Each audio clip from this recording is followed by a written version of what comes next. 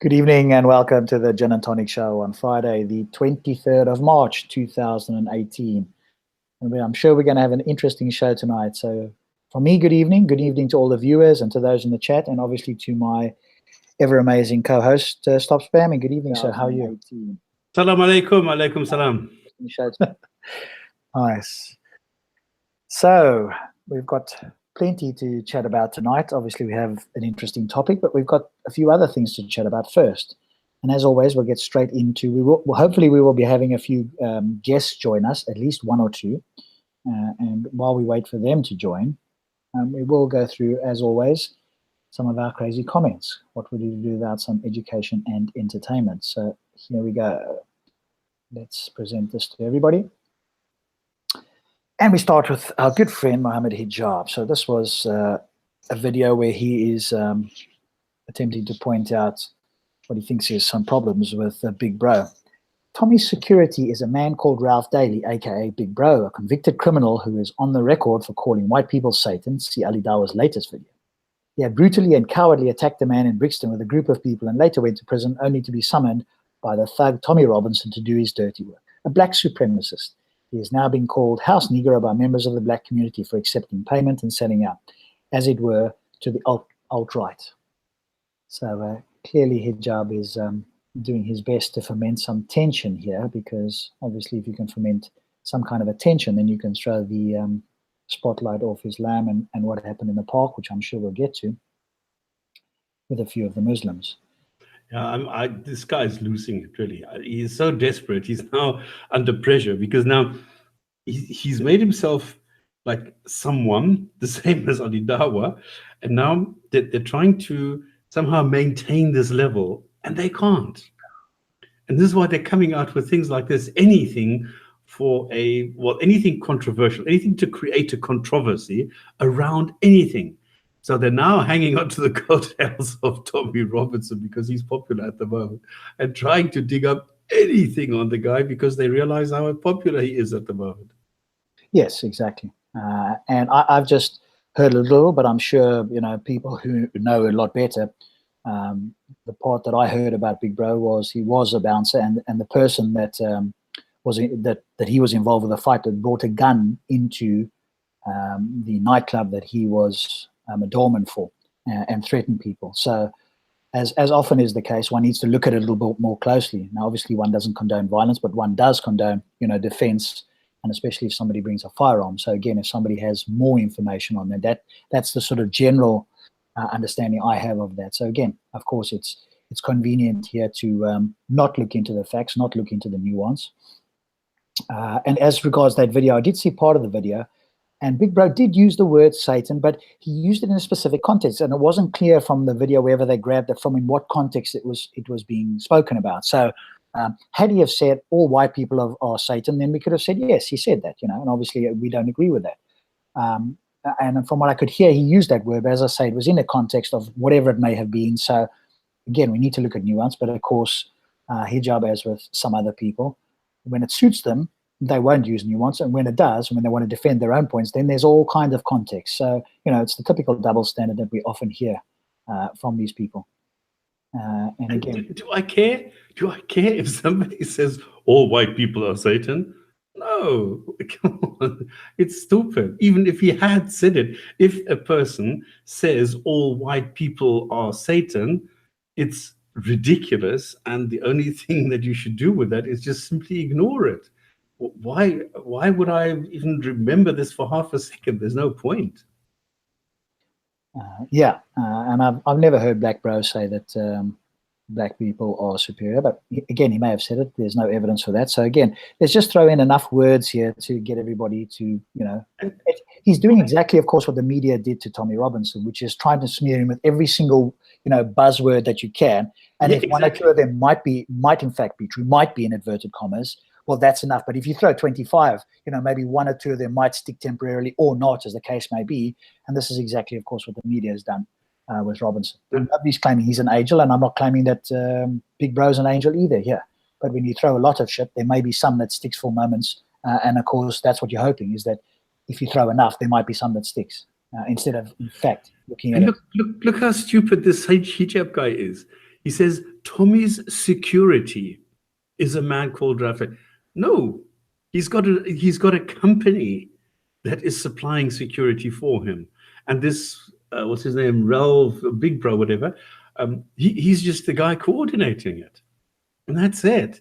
So if Tommy's security guy is somebody who then hires a security company, this is not Tommy's security. And whether he is a convicted criminal or not doesn't matter. I mean, a lot of Muslims are being converted in jail. So what happens to those people? You know, it's like you say, it's a double standard.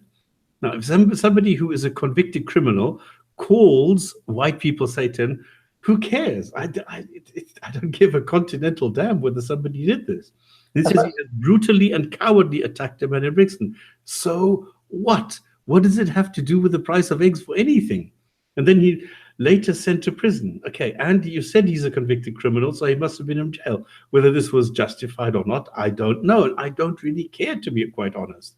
Only to be summoned by the thug, Tommy Robinson.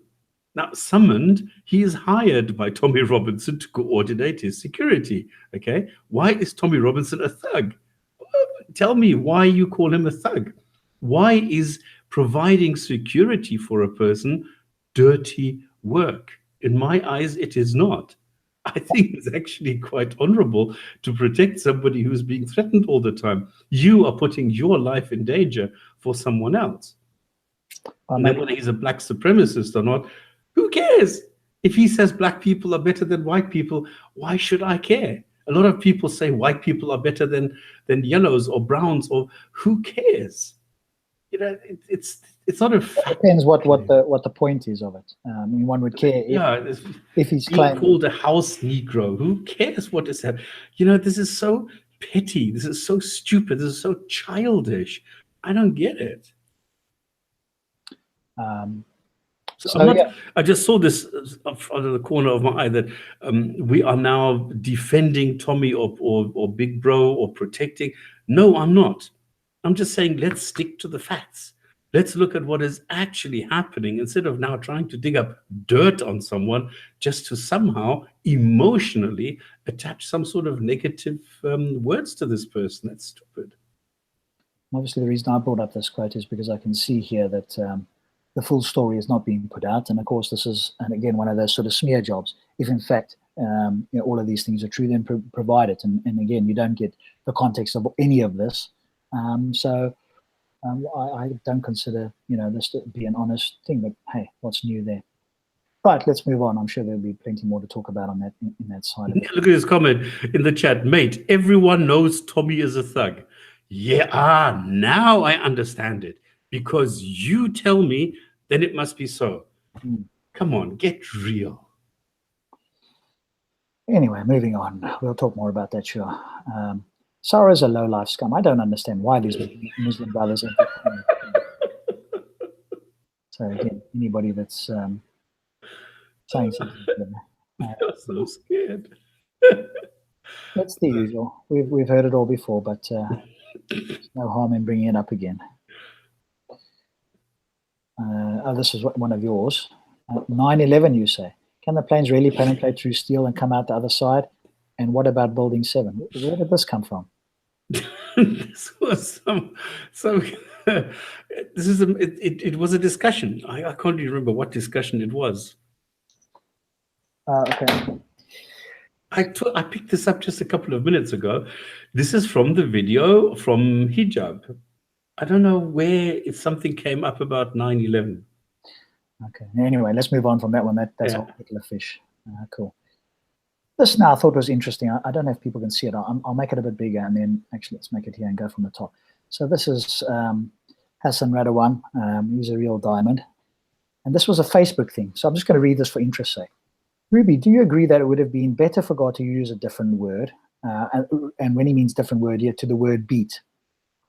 What do you think was the wisdom in using a word that he knew would be understood for 1400 years as hit them beat? Did he not foresee sheikhs and imams over the centuries justify domestic violence due to his careless use of the word daraba? Have you considered the possibility that these are not God's words, but the words of a man from the 7th century? And the Muslim fellow says, no, Hassan, I do not agree. Man corrupts everything. Corruption has taken place here too. We do not need to agree. Peace. And he responds, do you think God was unaware of his choice of word would cause major problems? Brilliant. Yeah. Hassan, God in his infinite wisdom has chosen a word that can be misrepresented, perhaps as a test to see which way man would go, and we can see exactly where that has led us. If you look at the word hadith, that has been bastardized to verse 56:6. Is very clear on this matter. In addition, we have anti-salat brigade who purports salat to mean duty or follow closely, much like a runner-up horse, which makes no sense. The term sajud can in some cases mean submission and others physical prostration. This is getting a tad tedious. To your way, to you your way, to me mine, peace. And Hassan replies, so God wants to stop men beating their wives, but intentionally uses the word that means beat them to see if they refuse to follow the obvious meaning and instead come up with some far-fetched apologetics to circumvent the clear meaning. Hopefully the thousands of women beaten over the centuries and continue to be beaten appreciate this test and feel it was worth it. By the way, this is what's called entrapment in the law, which is most legal systems consider unethical. I do love his response here. You can see he's been doing this for a while, and there's a little bit more of it here. This isn't about entrapment. This is about what man chooses by twisting God's words. How do you twist God's words when he says beat? What do you... Okay, anyway. Man is learning... Especially since they're protected. What, the words you mean? Yes. Yeah. God protects it, and it's protected from all corruption. And by the way, Raj, you'll be like activated just now. It's just that. Oh, let me add you in there. Sorry, yeah, let me show you there. So let me just finish this off quickly. Yeah. Man has learning, understanding. Obviously, it's not right to eat a woman. God in the Quran is all about setting up justice and fighting against oppression. So if a man has changed the meaning, that's the man. That's man, not God. Millions of people are starving, dying due to lack of food, yet man chooses greed and personal gain over feeding those that need it. This is free will, the choice that a man makes. I mean, so much red herrings and nonsense in that entire bit. But again, Hassan goes, Ruby, the Quran says hit them. It's not twisting God's word. The meaning of leave them is twisting the words. I disagree, Han. Peace, brother. Peace. And here you can see, obviously, the mindset of somebody trying to defend something, where it clearly says hit them, and this fellow says that's twisting the words. And of course, Hassan rightly and obviously points out that leaving them is twisting the words. But this is, what happens to some human brains, when they have to try and justify something. I just thought that was... quickly enter an additional thought in here. What we should be doing in this specific sentence with the beat them, that you should ask the Muslim, okay, what do you think should happen? Do you think you should beat a woman after you have admonished her, after you have separated from bed? Do you think the next course of action should be beating her, or do you think there should be something else that should be in the Quran instead of what it says there? And like that, they can't get out of it. No, but this guy will say exactly what Hassan repeated to him there. He will say what it actually meant was leave them, and that's what you should do after you've admonished them. Okay, so this is exactly what, if you fear that a woman is in some way resistant to you, you should immediately divorce her. Is that what you think is the right course of action? Presumably they would say after you've admonished her, then you would leave them. Now, again, they could say, oh, leave her for a day, let her stew or whatever. Yeah, they can come up with anything basically at this stage. So, but leave them isn't clear as in like, do you leave them permanently? Do you leave them for an hour, a day, whatever the case is? But I think the main point there is if they're going to claim leave them, then obviously it's a case of going, hang on, that's not what it says. So you are twisting the words. Are you in fact being corrupting the words here? True. That would be that's also true. Hey, Ruby, you're actually corrupting the words here. Here's what it says. Every imam, everybody says the same thing. So who's doing the corruption here? That would be another way to look at it. Moving on. Sarah's going to get it. Careful, gay boy. Kalam, as always, got smashed, and had no shame in enjoying it.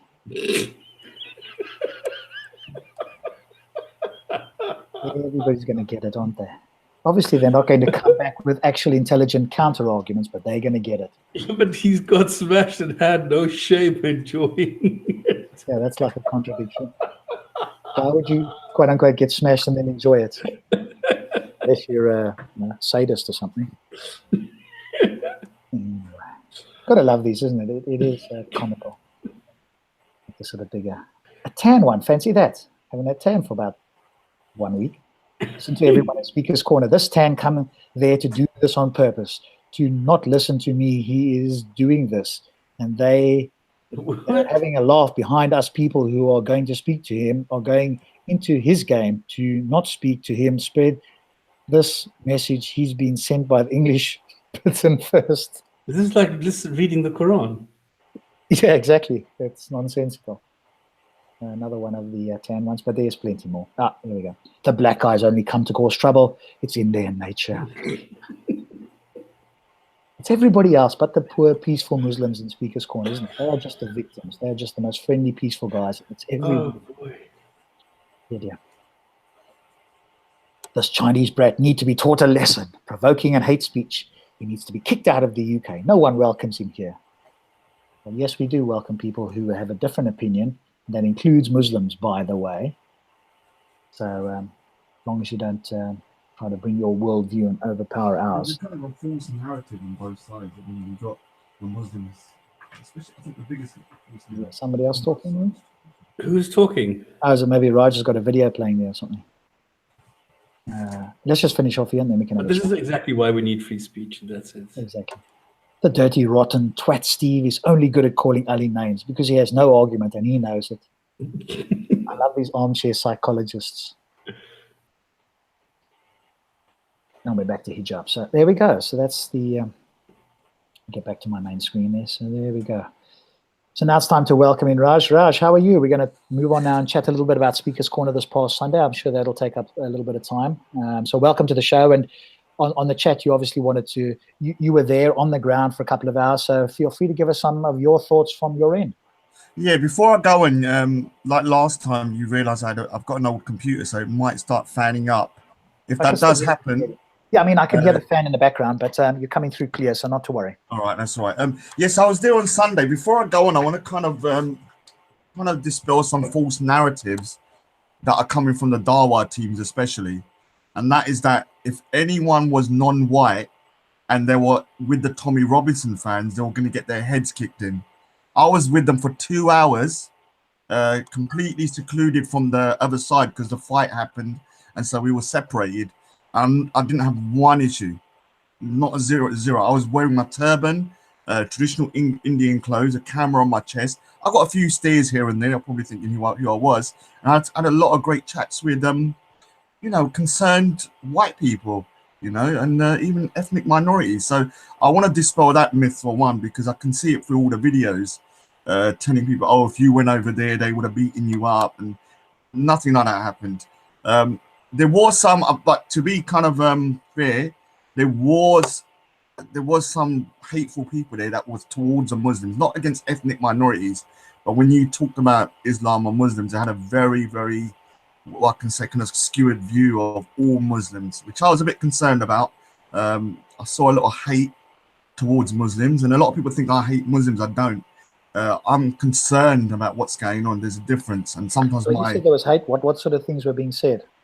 Well, I mean, they're kind of like tarnishing the whole community. Everybody, Shias, Sunni Muslims who are moderate. So the whole community, they need to go. And, I spoke to Generation Identity the week before, and I had a good conversation for like an hour with those guys. And their kind of policies are pretty much ethno-nationalist. I don't mind ethno-nationalism myself. I believe in race and all of these different things. So I'm proud of where I come from. I have no issue with that. But Martin Selner's policies are pretty abhorrent. He wants to get rid of all Muslims from Europe. And I tried to confront them on that and say, how are you going to get rid of them? Yeah, peacefully. They didn't really have any answers.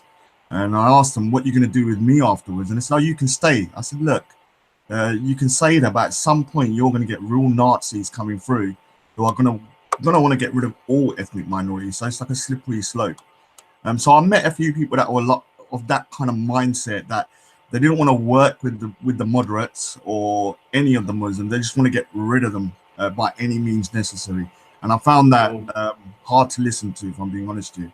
Raj, before we go further, I just want to say thank you. All right. There's a lot of respect from me here that you come out and say this as clear as you did, just to set the record straight, to look at this from a different perspective coming from your side. Thank you for doing that. Thanks. Yeah, I mean, the thing is, I think I'm kind of looking at things logically.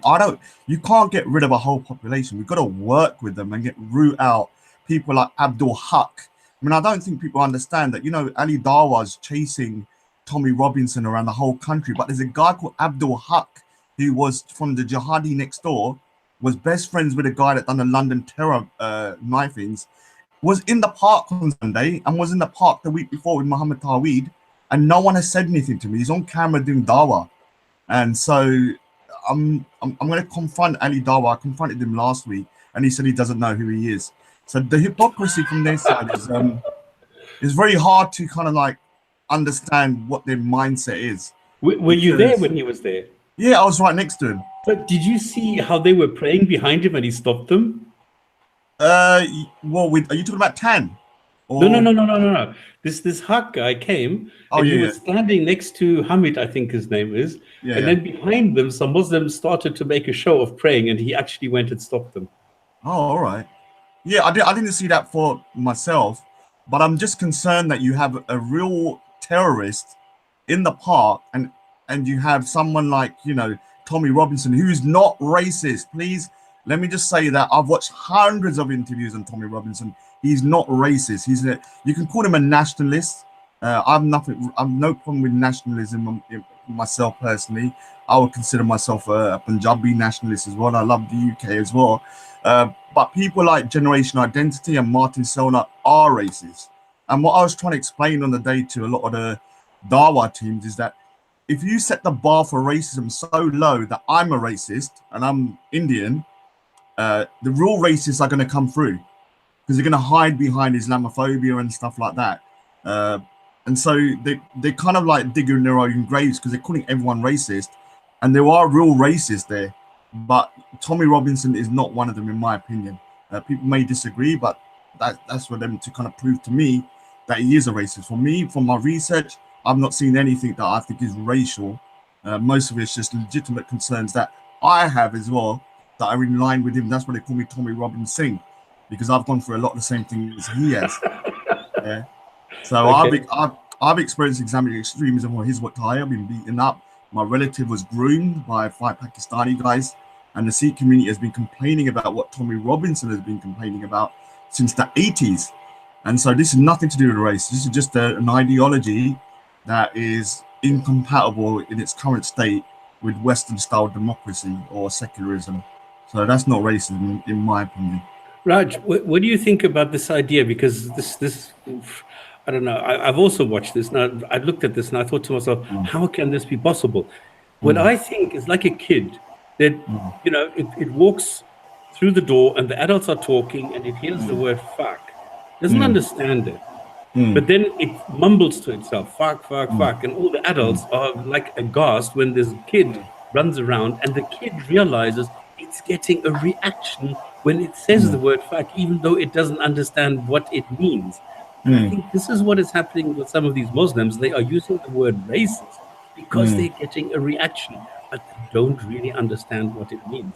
What do you think? Yeah, it's true. I mean, as soon as I want to shut down any kind of speech that is kind of like counterproductive to them, Steve, the atheist, is a perfect example. He's not a racist in any sense of the word, but he is branded a racist, a full-on racist at the park. And so I sometimes have to intervene and go, look, I'm friends with him. If he was a racist, I would know.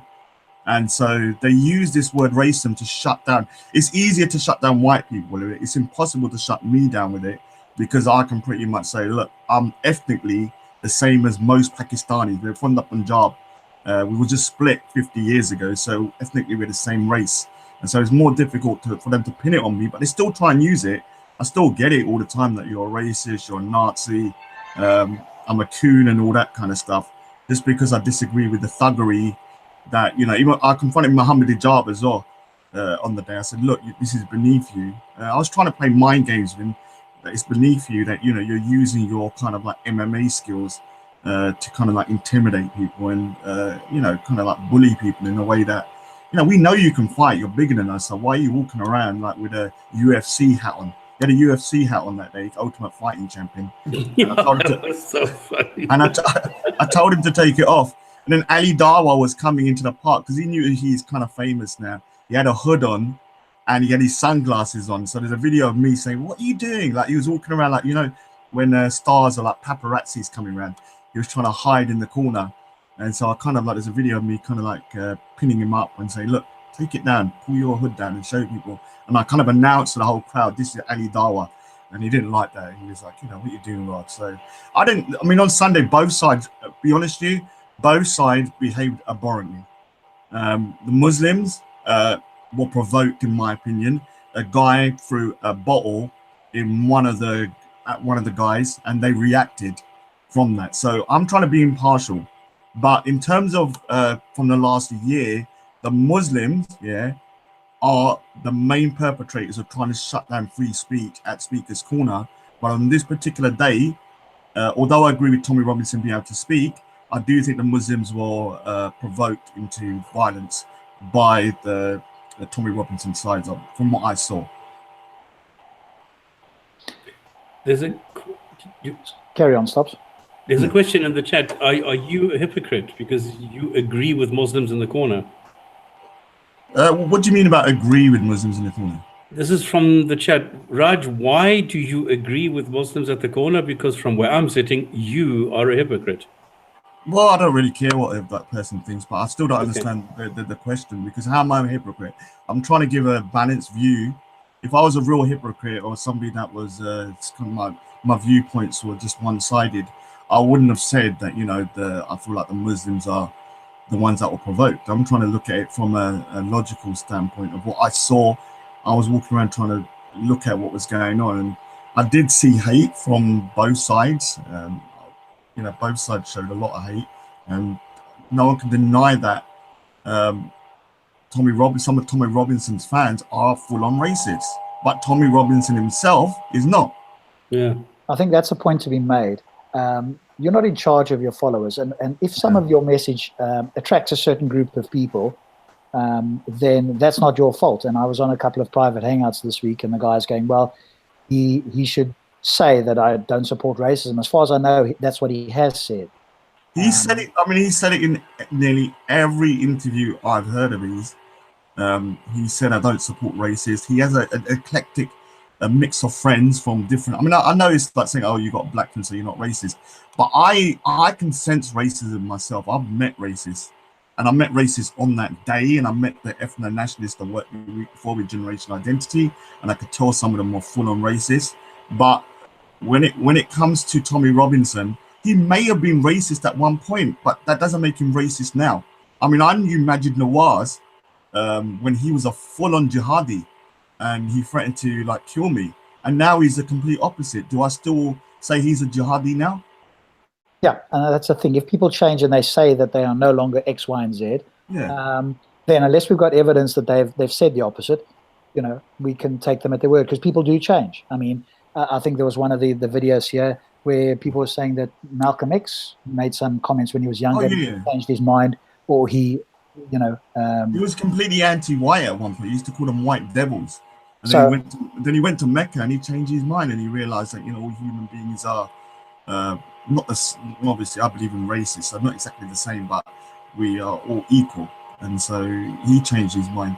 With the thing about Tommy Robinson, I'm hoping I can have a chat to him if he comes to the park, because I am concerned with the people he associates with.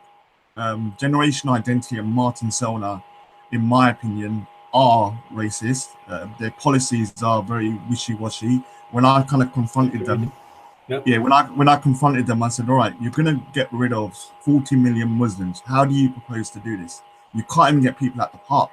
How are you going to get them out their houses without force?" And they're just very, they'll leave. And then when I asked about myself, I said, "Oh yeah, Sikhs can stay."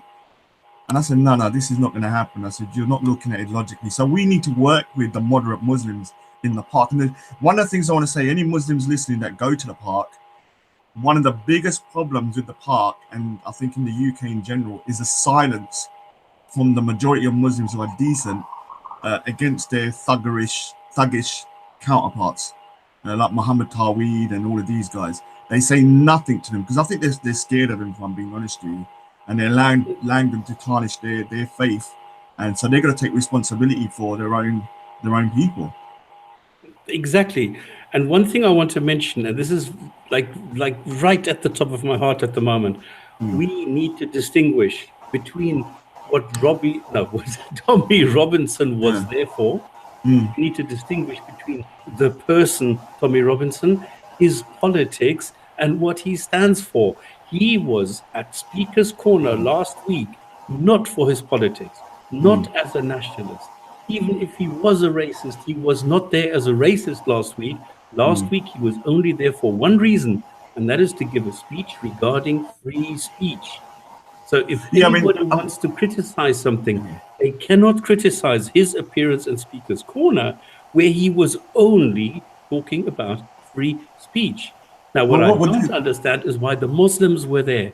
They hate free speech. So instead of staying away, and they knew full well what was going to happen, that it was not going to be a normal day in the park.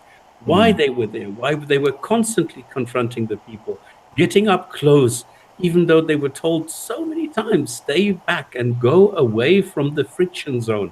I do not understand why they go there if they hate free speech, only to go and listen to somebody talk about free speech and then go off into some a tangent and then try and dig up dirt on the person who delivers a speech on free speech. And those are the things we need to understand, that there are different things here. Either we talk about Tommy the person, his politics, or the free speech thing, this whole event that he mastered.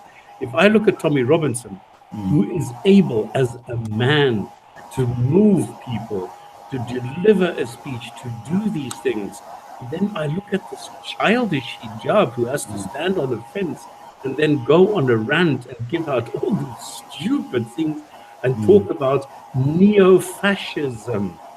What the fuck is neo-fascism? He doesn't even understand these things, and he's using, this is where I get so angry. I see that they are conflating everything, talking about things they don't understand, only to make their own God look better. That's where I get so incredibly mad with these guys.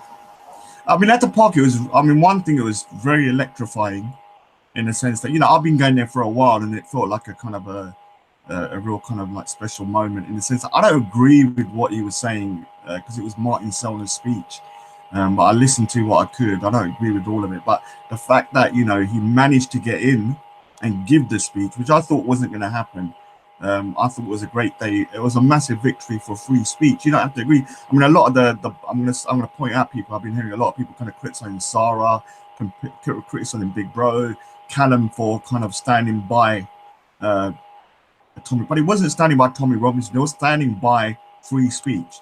To get him in there, to allow him to be able to speak, was the main thing. It didn't matter what he was going to say, and so they're getting a lot of stick. And even I get a lot of stick as well.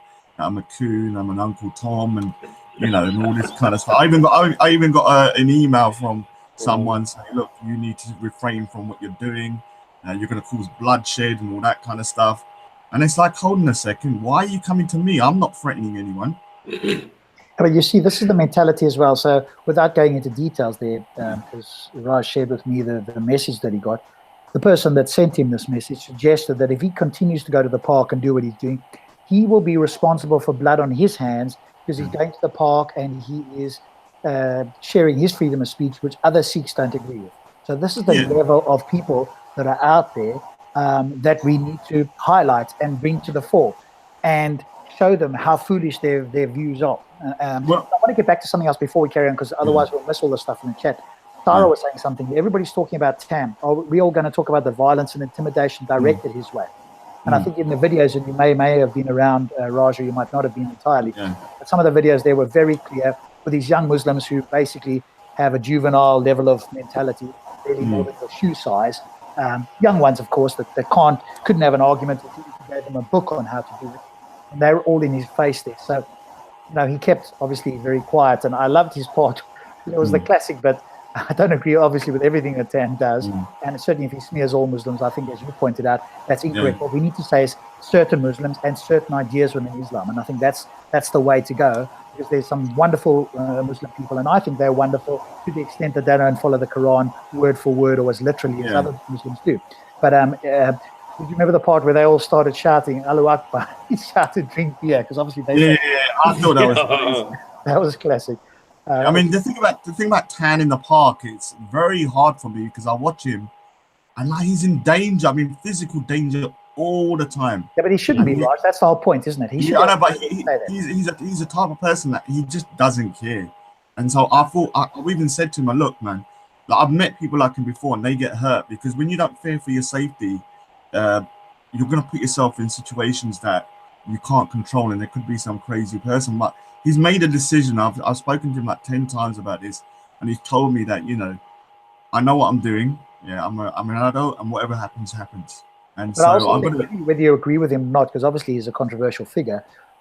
He's certainly, some of the things he says is what a lot of people think, and either afraid to say out loud or even too afraid to say in the park. And that's why, you know, there's some people that love him. Obviously, there's people that hate him.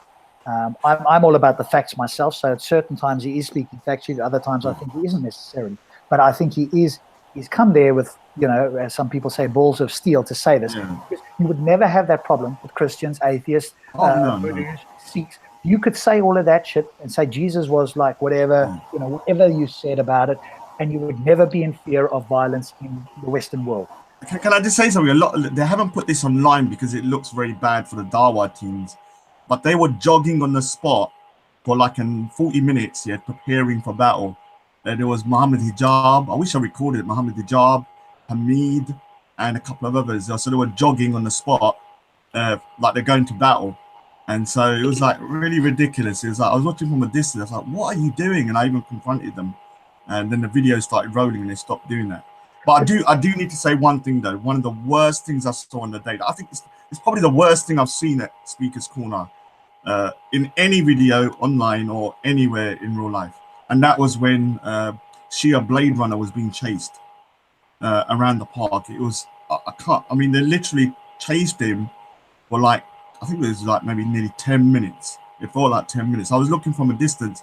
I thought they were chasing a white guy, but it was Hamid and them not chasing Shia Blade Runner. He's a great guy. I've had some really amazing conversations with Shia Blade Runner, and he's such a nice dude. So I think the Muslim community should be ashamed of themselves. I think everyone should be ashamed of themselves of that particular again, I think we've got to be accurate and say that it was a minority clearly of Sunnis who wanted some violence there, and they chased this guy around. From what I've seen in the videos, you know, I'm sure we could disagree on all points of doctrine. He and some of his Shia brothers seem like they are articulate people that you could have a disagreement with in an intellectual fashion, where they will not try and use the tactic and so on. But I want to get back. I mean, I've had conversations with Shias that are very, very in your face about their doctrine, and they've never resorted to name calling or calling Islamophobia and trying to. They'll just give you a logical answer, and either I agree with it or I don't. So that's the biggest difference between the Shias and the Sunnis. Raj, you urgently need to start a GoFundMe to get a new laptop. Yeah, I know, it's terrible. It's going to blow up in a minute. Hopefully you'll get through. Yeah, it's all good.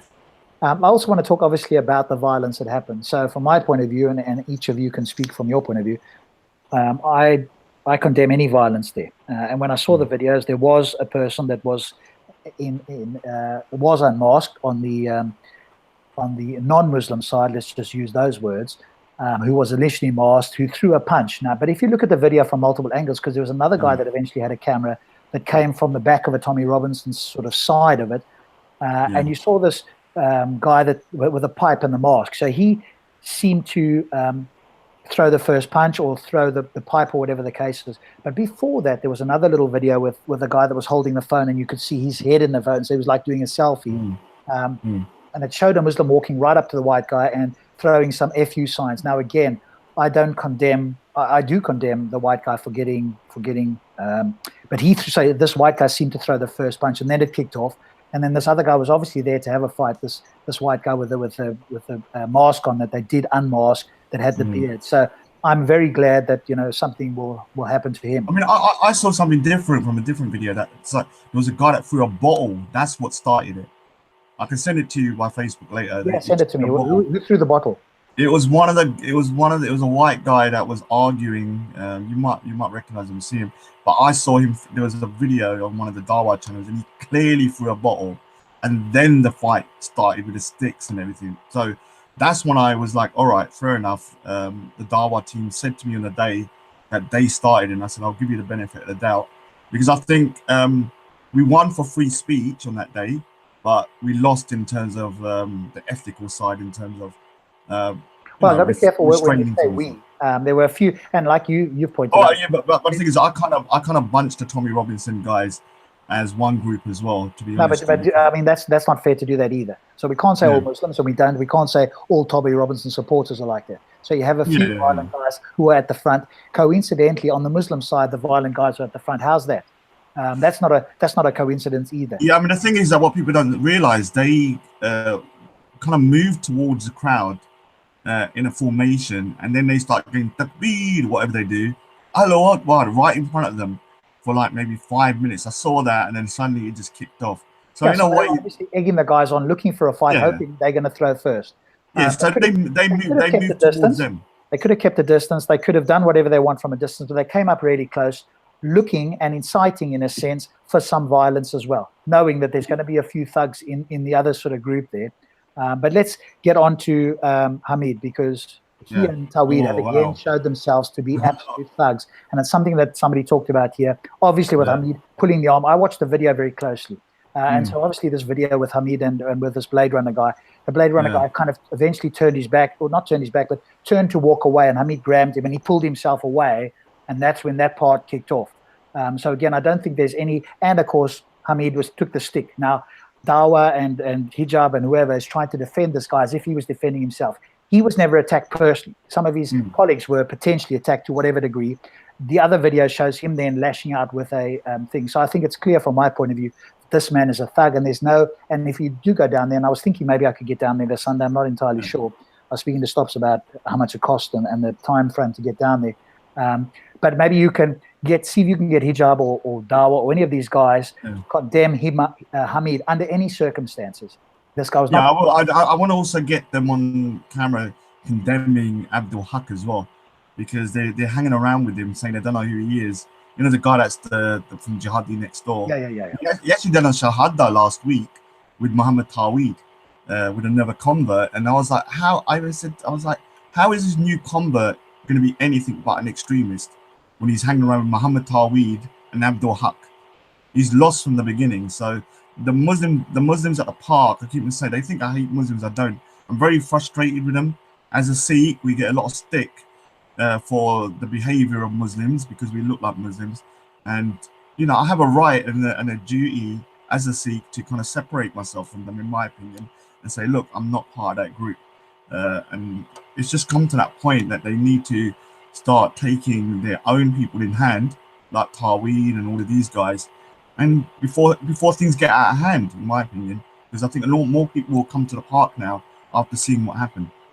I think the main thing is that, you know, I and you and probably Stops condemn all forms of violence. Are they going to do the same? And if that Tommy Robinson guy was there, I'd go up to his face and condemn him in his face, as well as report him to the police. Are they going to do the same for Hamid in particular, and at least condemn Tawhid for this nonsense of, again, trying to pick a fight, as if this is somehow, and everybody's a coward because they don't want to fight. What happens if somebody wins a fight? Does that make the argument any better? I mean, this is like a child's mentality. But, you know, I don't. Well, the thing is that if you read the comments about Hamid, they're calling him a lion. I've seen so many comments. I mean, instead of looking at the people that they are attracting, it's the people whose intellectual level and particularly their emotional maturity and psychological maturity is that of a juvenile. So this is what, you know, young boys do in a schoolyard. There's no intellectual discussion in the schoolyard. There's a bit of fighting, and of course, these bodies have grown up, but the brains have still remained in the schoolyard. And so this is the sort of thing that they're appealing to. There's people saying, who's Abdul Haq? I'm going to repeat again. Abdul Haq is one of the guys from Jihadi next door. He was best friends with the guy that done the London terror attacks, and he's a full-on ISIS supporter. He doesn't wishy-washy. He is a full-on ISIS supporter and a real terrorist. He's just come out of prison as well, from what I understand. And he's doing Dawa at Speaker's Corner, and Ali Dawa is playing ignorant and saying he doesn't understand who he is. And so he's running around the UK following Tommy Robinson, but he does nothing, zero, to the thugs that he hangs around with, which is what I like Ali Dawa as a person, but he's a terrible, terrible person in terms of his ethics.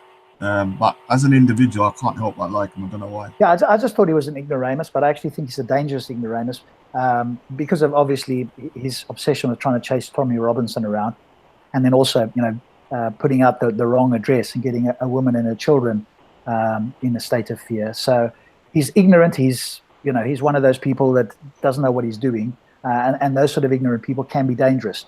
Not that they are dangerous as in like they're scheming dangerous. They're just dangerous because they're so sloppy. And so I feel like the park is getting more antagonistic. I mean, I showed you that video of the Somali guy literally going crazy on me because I was asking him a simple question. You have no compulsion in the Quran, but in your hadiths you have a death penalty. Which is it? And you saw the hostility that I got. It was like I was offending his mum. And he was just seen that one. Maybe you need to I think you commented on it. He's saying to me, shut up. You just keep telling me to shut up. And then I say to him, he should be on the jihadi watch list. And I walk off. And so it's kind of like, you know, people are getting kind of very antagonistic about even simple questions now. I don't even have to insult anyone. I'm just asking a logical question that I want to answer to, because I think the apostasy law in Islam is probably the #1 thing that I have an issue with. If you used to say what is the #1 problem, it would be the apostasy law that I would always kind of shrug my kind of shoulders at, because I just don't get it.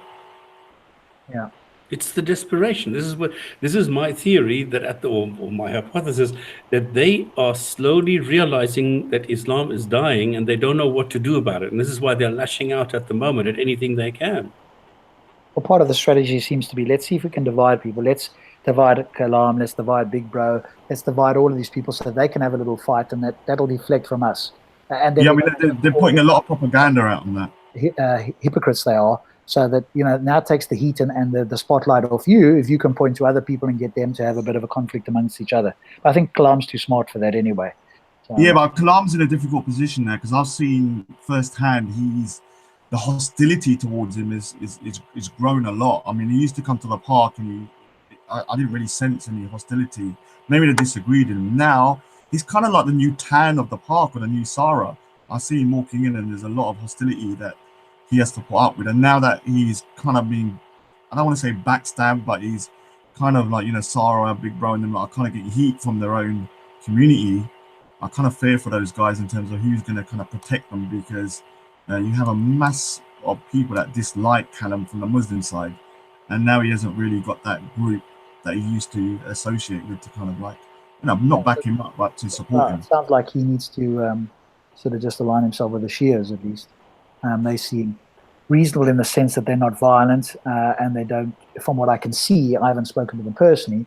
It would be interesting to challenge them, or to have them come on the show and challenge what they believe and why, and see what, you know, what sort of arguments they put forward, and do they, you know, bring up the regular fallacies and bad arguments that the. The thing is, when I talk to Sunnis, I always say this: look, I don't agree with Shia Islam as much as I disagree with Sunni Islam, but there's one thing about Shias is that you can communicate with them in an honest and open way without it turning to violence. Now, if you can't communicate with someone like with the Sunnis, then you can never resolve anything, because everything always turns into you're Islamophobic, you're racist.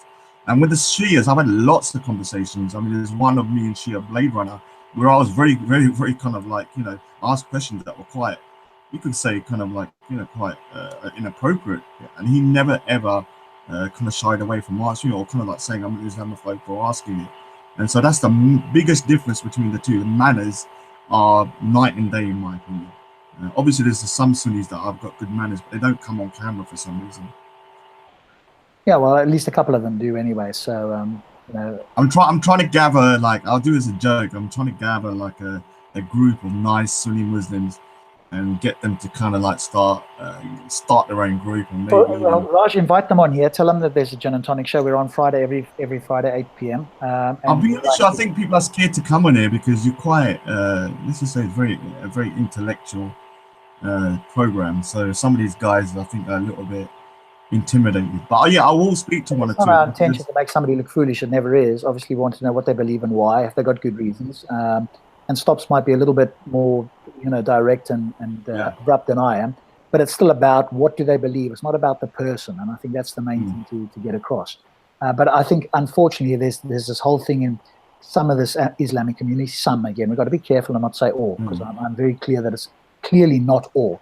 But in some parts of this Islamic community that we're talking about, if you are seen to be weak, as in like you don't have an answer or something, that's like, almost like one of the worst things you can do. When obviously for the rest of us who care about what's true, saying I don't know, or being corrected on something that's factually incorrect is something of value. But obviously people who are dogmatic, that's exactly the opposite. As soon as you surrender or you give up on something, or you say you don't know, or you agree that something is in fact not the case, for them that's like throwing in the towel. And again, that's the sort of mindset that we're up against with some of the other thing is I try not to talk about theology, but I think a week ago I got caught up in a conversation with an elderly Muslim guy, and I felt like I had to be respectful. And it was like talking to a brick wall, because the Abrahamic religions are very different from the philosophy of a Dharmic religion, which I'm from. And so the Abrahamic religion is a very kind of vengeful God, and the Dharmic religions is different. So I was trying to have a conversation and explain to him about God and heaven and all that kind of reincarnation. It was just like it was like a dead end. I spoke for 30 minutes and it was just like talking to a wall. And so we have if any of the Sikhs or Hindus go down there, they just cannot comprehend, or Buddhists, they can't comprehend a kind of a compassionate God. Their God has to be very vengeful. You've only got one chance, and if you don't do it, you're pretty much in hell for eternity. Whereas with Dharmic religion, you have the reincarnation kind of philosophy, which kind of gives you a bit more, you have extra chances in a way. So yeah, it's difficult to speak to them. Raj, who's fisherman? Do you know who fisherman is? No, who's asked? I was just talking about fishermen, and I agree with Raj about the shut up argument, but give fisherman credit for restraining Hamid when he lunged at Shia Blade Runner. Oh, is that what it's called? Fisherman. All right. Yeah, somebody else called it. It's that guy that I was talking about. He was a Somali guy that was going crazy on me, and for no apparent reason. So I think he's called fisherman for some reason. Right. So yeah, I've heard. To sum it up, I guess that we can agree that there was a victory for free speech. Somebody got to say what they wanted to say. Muslims got to say what they wanted to say. Hijab stood on the fence and said what he wanted to say, and we can criticize that, and they can criticize Tommy, etc. And there was a little bit of violence, and I condemn violence from either side. I'd like to see the Muslims condemn it, because they have the regulars that go down there all the time. We know who they are, and can they point it out and condemn those people to camera, or ideally to their face? Let's see if they're consistent. They never will. What I'll do this week, I'll actually take my camera and I'll confront them one by one, and I'll see what they say about also about Abdul Haq, because that's one thing that really concerns me about a jihadi being there. And I'll also talk about the violence as well, because I've given a balanced view, I think. So if they start saying that I'm being I'm for one side of the other, I don't think I was. I was kind of looking at things in the middle. But yeah, we did win for free speech. Hopefully we can carry on free speech, but it's just going to go back to normal, in my opinion, that we're going to have this undercurrent of Sharia blasphemy laws that are in the park already. I know if I said something, I can say it, but there'll be a death sentence on my head, or a threat of violence towards me, and I wouldn't be able to come back like with Sarah. So until Sarah can walk into the park, in my opinion, you can walk into the park unhindered. I think free speech is still being impeded at Speaker's Corner. Yeah, well, I mean, he has been back a few times. Obviously, he's unannounced and at random times, which is probably good. But that's where Tan is carrying the baton in that sense of going down there and be able to say whatever he wants to say. I mean, obviously, Katie Hopkins was down there as well, and she was pushed around and insulted and called this, that, and the other. And again, this just shows the level of some of these people. Not all, of course, but some, especially the ones that crowded around Katie Hopkins. Whether you agree with her, she's pretty extreme in her views. She makes... But Rob, I need to say something. I need to say. Hang on. Yeah, I know you do. I know you're excited. Give me a moment. So I think sometimes even she makes Tanfield seem a bit mediocre at times. Yeah. But the level of response that she got, again, just showed me that some of these Muslims are still on the schoolyard, that have never been educated. And these are the sort of people that I and Stops and possibly you are talking about. We are not talking about the moderates. We're not talking about the good people that you could have next door. It was those young people. It's people like Hijab and Ali Dawa and Hamid and Tawhid and that lot. Those are the people that are a danger to the society. And those are the people that we need to point out and talk about and we're clearly not talking about all Muslims. But the reason they do this is because their brains are still back in the 7th century. Where did they get this from? Certain verses in the Quran. And so that's the point we need to make, and not paint everybody with a broad brush. Go ahead. Yeah, I mean, what I need to say is that, I get a lot of stick from the Sikh community, and I appreciate the stick, because at least they're condemning me. If they don't agree with me, they condemn me outright. I've had videos against me, comments everywhere saying that, oh, Raj, you're causing problems and this, I don't agree with you. With the Muslim community, they just do not do that in the park, on the comments, or anywhere. Obviously, there's a few that do, and this is the biggest problem. I still would say that if someone's watching someone getting beaten up and they walk past, they are culpable for that as well, because they haven't helped them. And this is how I see the Muslim community. They just do not, especially at the park. When I was threatened like twice in one day by, I will call out the people, obviously, Muhammad Taweed and the guy from Dawa Digital, Mosang, no one condemned them. All they would say was, what did you do to provoke them? And so they saw it in their face, that they were in my face, threatening to knock me out. And instead of saying to them, look, stop doing it, they just asked, what was I doing to provoke them? And they need to take responsibility for how people in their community behave and condemn them when they do it. And they don't do that, in my opinion. No, of course they don't. They just will not do that. And of course, these guys are the best anti-Dawa people you can find. And that's why you're getting people coming out to support Robinson, because they see the thugs and the thuggishness of these people, who clearly do not represent all of Islam, but they see them enough times that they go, okay, there must be enough of these Muslims out there that are causing a concern. And so you get all these people coming out to Speaker's Corner, and then obviously painting all of these people with a broad brush. Now, you and I and Stops and other people have spoken to different people, and they're not all the same. But when you see this sort of thuggish behavior from these people, on a regular basis, then people who are not nuanced or taking the time to look at this, then paint everybody with a broad brush. And like you say, it's the Muslims' responsibility, because if that was happening with an atheist in the park and I was there, I'd be calling him out on camera every single week, or reporting to the police if in fact there was violence. And you don't see that happening with these guys. So responsible for some of these other people pitching up there, because they don't condemn any of this sort of stuff. Yeah, I mean, my computer's going to blow up in a minute with the fan going. So I'm assuming you're going on to the next. Yeah, we're going to move on to the topic. So I appreciate it. Thanks so much for coming on and sharing your perspective. Great. And so what I'll do this week, I'll try and the problem is I always get into these conversations and then I forget to record or whatever. Start it before you go in. So as soon as you walk up to a group, do a record, because you can always delete it again if you don't need it. I just start your recording before you get involved in the group, and then hopefully you'll pick up something. All right, and it was great to chat to you guys, and hopefully we'll have some more news for next week if anything happens. All right, Raj, thanks so much for coming on. Take care then. All right, thanks, buddy. Bye. Thanks for popping in, Raj. Yeah, take care, man. Right, bye. Alrighty, yeah, that computer does sound like it's going to blow. All right, he stops. So after all of that, I don't know if there's any more comments. If not, or if you've got anything else you want to say on the park, otherwise. Well, there's a lot of things happening in the chat where people, I think, are not 100% sure.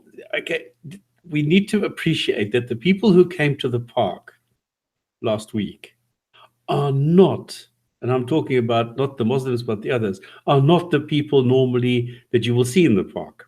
So they came there only because Tommy Robinson was there. So they came there only because they heard there's going to be an issue on free speech. Now, I don't know how many were there because it was free speech and how many because it was Tommy Robinson. Because unfortunately, Tommy Robinson still attracts the wrong crowd to a large extent, and we need to be aware of that. Yes, yeah, and like we say, you're not always responsible for the people you attract. Well, is Muhammad responsible for the people he attracts? Well, clearly the Muslims would say no, huh? otherwise they've got to swallow the same thing. Or are they responsible for ISIS and all that sort of stuff? It's a blatant double standard, of course. But exactly, you're talking about people who do not care about contradiction, or it just dissolves in their brain, or whatever the case is. Who the hell knows?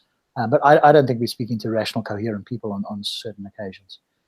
Yeah. Anyway, let's move on, shall we? Let's move on. There's a few of the topics based around everything you wanted to know about Muhammad and were afraid to ask. And these were kindly sent to us by one of the viewers, subscribers. So thank you to Rafe for that. The first one, he's obviously been chatting in there. So maybe, Stops, you can address this one, because I'm not that familiar with this. This marriage to Zainab. He's been asking about this for weeks now, and he's obviously asked. I just see it again in the chat. So let's start with that one, if you don't mind. Okay, then let me go into a little bit of history here. If we go back into the 6th century, we notice we don't have year numbers in those days, not in the Arabian Peninsula. We're still talking about incidents. So if we're looking at the time frame around 570, 571, there is something called the Year of the Elephant, because there's a story which obviously didn't happen, but there's a story that said, okay, in this year there was a huge army, a vast army, including elephants, which moved towards Mecca from the south. And then when the elephants got close to Mecca, God spoke to them, and they kneeled down and they prostrated towards Mecca instead of attacking it. And then this vast army was so afraid that they turned around and went back, because a couple of elephants were sort of kneeling down. But this God didn't let them go. No. He took some birds, and these birds picked up boulders, flew over this army and dropped them and killed the elephants with these boulders. I mean, come on, even an eagle has a problem picking up a 1 kilo rabbit or a 1 kilo fish or something like this. So can you imagine how big the birds must have been that came and picked up boulders, which picked up stones which are big enough to kill an elephant? Where does this come out of, by the way? Where is this? This is Sirah. Okay. So this is part of the Sunnah. Mhm. Now, again, I'm going to explain this just now. So we have the Year of the Elephant, where it's marked by elephants prostrating towards Mecca and not destroying it. And this marks the year when Muhammad was born. Now, we don't know, and nobody, even Muslims, don't really know whether it was 570, 571, or when it was, but some have managed to pinpoint it down to the second. And what is quite nice is that it says that when his mother gave birth, that there was a light glowing from her pudendum, which lit up the palaces in Syria all the way to Syria. So there had to be something spectacular happening. Okay, the way that it works is that the father already died while his wife was pregnant, and then Amina, his mother, died just 6 years after his death. Then he was given to his grandfather, who took him to Syria, and then the grandfather died, and then he started working for his uncle, and this was as a camel herder, well, just doing caravans between Syria and Mecca. Now, then there's quiet, nothing happens, and then when he's 25, he is married by Khadija. She is 15 years older than him, and he is 25, she's 40.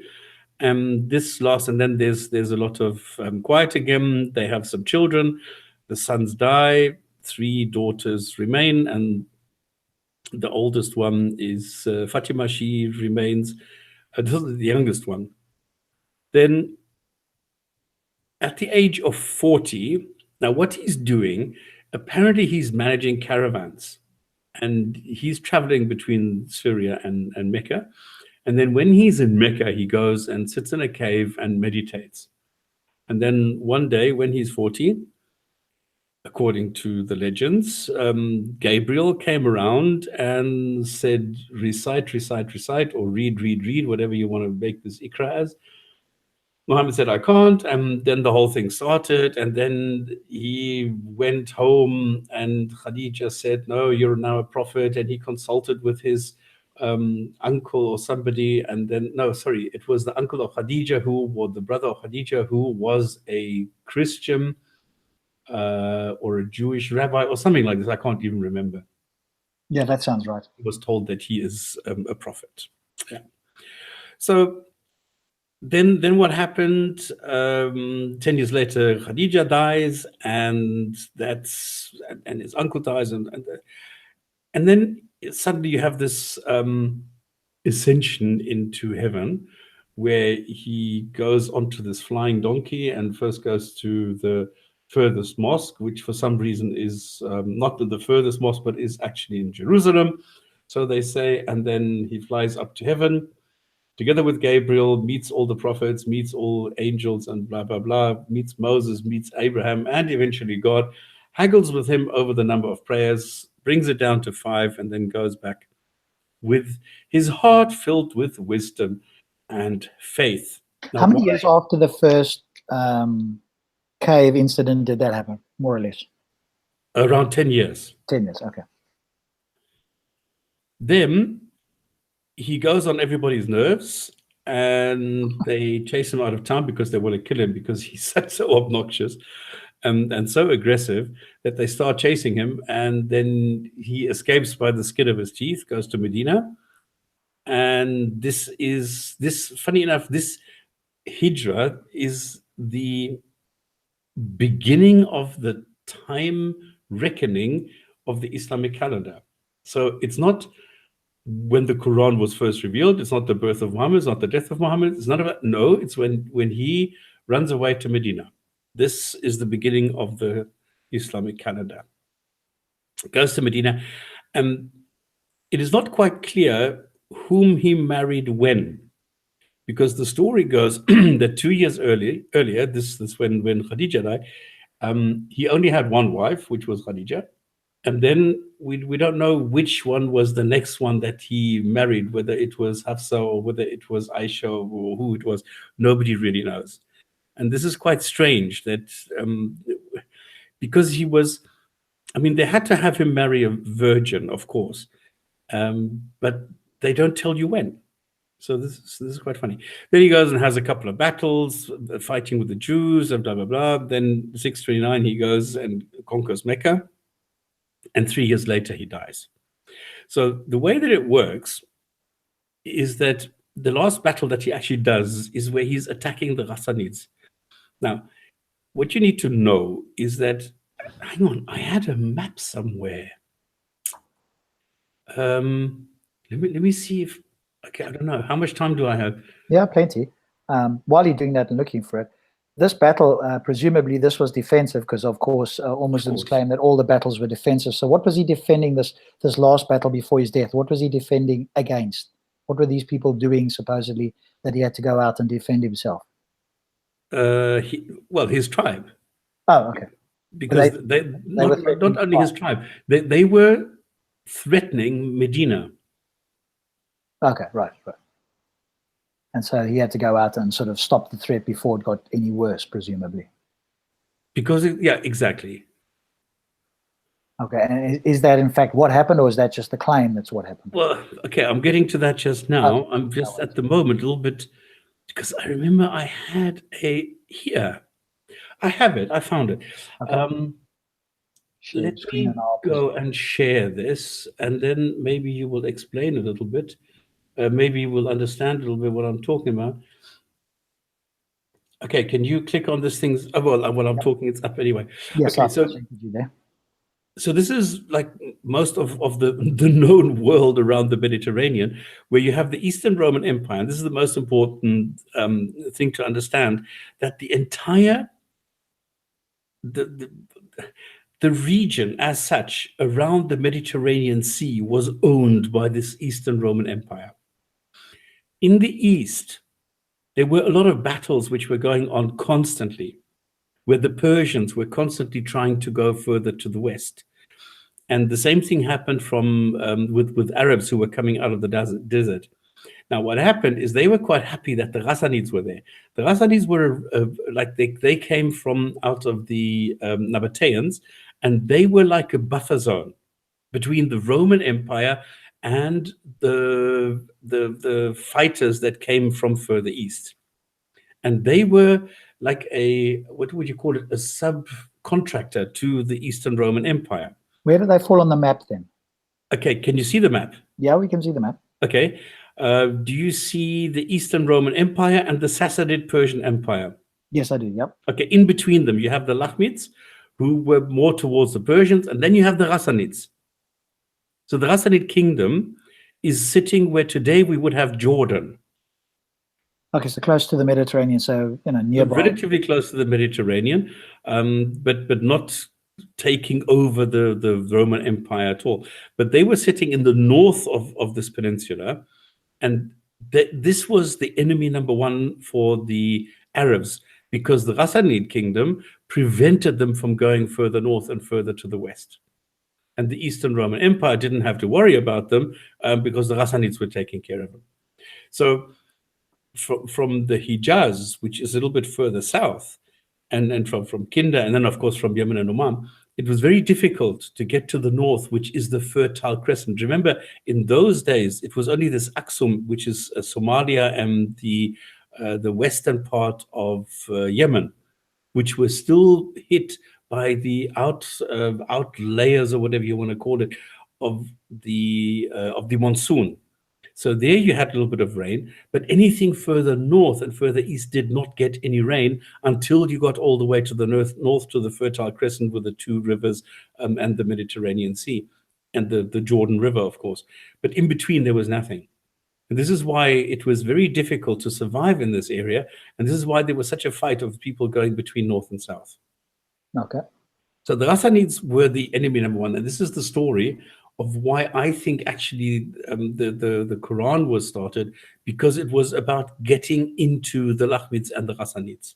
And this is what happened.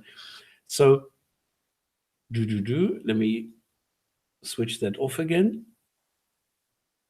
Okay. So what Muhammad manages, and this is why it fits into the entire story, into the legend, is the last thing he does, he attacks the Ghassanids and manages to get into Syria and manages to get into this region that is Palestine, which is left over from the Phoenicians. And then he dies. And that's it. So the story of Muhammad is all around battles and conquering the area between, well, the Hijaz and then further to the north. And that is the entire story. So where there used to be traders. Fit in there? Sorry? Where does Zainab fit in there? Okay, and now we're getting to the different battles. Gotcha. If we go one level down, Muhammad had like 13 to 20 wives. No, nobody really knows. And where I was going with this now, these are all stories. These are all myths. These are legends. None of this is supported in any way by any kind of documentation. There is no evidence whatsoever that suggests that this Muhammad actually existed the way it is described in the Sunnah. Now, we know we have two types of texts. We have the Quran and we have the Sunnah. The Quran is the actual word of God, where there is nothing about Muhammad. The word Muhammad is mentioned just 4 times, but not even in the context of a name. It could be just the praiseworthy one or the reliable one or whatever, but it doesn't necessarily have to refer to the person. So there is nothing about the person of Muhammad that we know for sure. Now, the only information that we have is in the Sunnah. And there it's totally arbitrary, because the hadiths, they come in 200-300 years later. We have a so-called biography by somebody called Ishaq, where nobody knows whether this, or Ishaq, whether this guy actually existed, whether he actually created or wrote a biography that this actually existed and was then used as a recension by Hisham. We don't know that. What we have is only the Hisham. Even there, we don't have an original. Okay, so we have copies of the Hisham biography, and there are several biographies of somebody called Muhammad, but none of them match and none of them fit the others. Okay, what we learn, we find in the Sunnah, and the Sunnah are some parts of the Hadith, some parts of the biography, some parts of other biographies, and the rest is all down to scholars. So there we learn that he had anything between 13 and 20 wives, because all the biographies vary and differ. None of them is consistent in any way. Endless concubines, lots of sex, lots of everything, because he was the richest man in the Arabian Peninsula. He owned orchards, he owned entire villages, he was plundering rich caravans and things like that. So he was incredibly rich. yet they say he was modest, and this is the old story that there were days when the chimney was not used and there was no smoke coming from there. So he was so poor that he couldn't afford even food. That's bullshit. I mean, look at just small facts. I mean, even his wives, they were not allowed to remarry. So they were taken care of by Muhammad and not by some other guy who had to marry them. Because remember, in those days, the woman got her personality or everything through the man, the way that she was married. Okay, now we get to the two ladies we're talking about. Remember, Aisha, we don't know who, where, what, how. We don't know when they got married, whether before or after the Hijrah, or whether before or after Safda, or we don't know. There are Muslims today who are a little bit embarrassed about the contents of the hadith, which say, where she herself says that I was 6, and then when we got married, and then I moved to the Prophet's house when I was 9, which means he consummated the marriage. But she had adults with her, okay? Anyway, so let's not talk about Aisha, because today Muslims are embarrassed about this and they want her to be 18 or 19. But again, is it really that much better? Is it really that much better if a 54-year-old man has sex with a 17-year-old girl? Is that really that brilliant? Well, they'll say that's I don't okay think because so. we do it in our society today. So as long as we're still doing it today, that's okay. Yeah, but that's not the way that I would see a role model even for today to behave. I'm sorry. So even if I mean, I know that there are people like Saracen who are desperate to try and get Aisha older than 9 or 6 or whatever, trying to bring her into 16, 17, 18, 19. Nobody knows the real age. Well, the Shias, of course, just deny that, and they say she was 18. So they just deny this. Yeah, exactly. Yeah. Because they think it makes it better. But I'm sorry, it doesn't make it that much better. It does make it better because marrying a child of 6 is still worse than marrying a teenager at the age of 17 or 18 or whatever. But I still think a 54-year-old man, I don't know, this is just my personal opinion, okay? I don't think that it's okay and reasonable for a 54-year-old man to have sex with an 18-year-old teenager. Sorry, but that's just me. Yeah. Where are you getting your morals from? You just Exactly. Who am I to talk? I'm just a stupid non-believer. Okay, Rehana. Now, Rehana bint, let me just look this up. Oh, this is so long ago. And this goes back to 626. Okay, so remember 622 was the Hijrah. So this is in Medina, and this was a battle. So Rahina was a Jewish woman enslaved along with others after the defeat of the Qurayza tribe. Okay, so this was a Jewish tribe, and Muslims also don't really like her. Okay, so they're not quite sure what happened, because they're saying that her relationship is disputed because the status is different, whether she was actually married or whether she was just another concubine. We don't know this. We don't know what actually happened. There are different sources saying different things. We don't have anything definite about Rehana bint Zaid. Okay. Then we have Zainab. Now, Zainab, there's different Zainabs, by the way. One is Muhammad's cousin. The other one is a girl that was also during a battle where they killed every male in this tribe at the Battle of Badr, and she was, I think she was the wife or the daughter, at least, of one of the chiefs there. So he was killed, brother killed, father killed, everybody killed, along with a husband. And then she was given to another girl, another guy, and then Muhammad just sort of took over and married her, which means he had sex with her. Then we have Juvariya, same story, one of the captives from. But she was a slave, right? So Zainab was a slave, right? The whole family killed. And of course, the Muslim claim is, well, what else is supposed to happen to her? Is she supposed to be left there? No. Well, the most humane and the best thing to do is to have her as a slave. No, he married her. Yeah. Cool. Okay. Now, but the thing is, we don't know whether he married her just to have sex with her or whether he married her because he really felt sorry for her. Same thing happened with Juwariya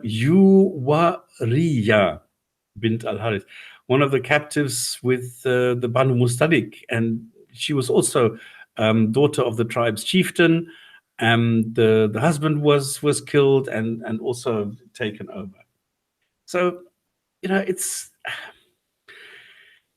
I find this very difficult to understand how a Muslim can rightfully say Muhammad is a role model for today when he has the father, the brother, the husband, everybody killed, and then sees the girl who has been living in her tribe, married, had the whole life, married in the tribe, had everything, and then some bloke comes along, kills everybody, and says, come on, why do you feel randy? Let's go and have sex. And she says, oh, yes, I've been waiting for you all my life. Let's go and have sex. No, but Stops, you're just looking at it the wrong way.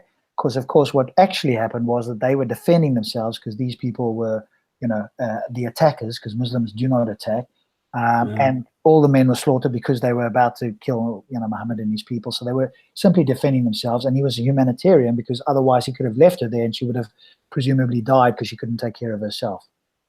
So you just okay, the wrong but way. why the story that they had sex that very night? Well, maybe he's trying to comfort her from all the loss that she'd had. I And this don't know.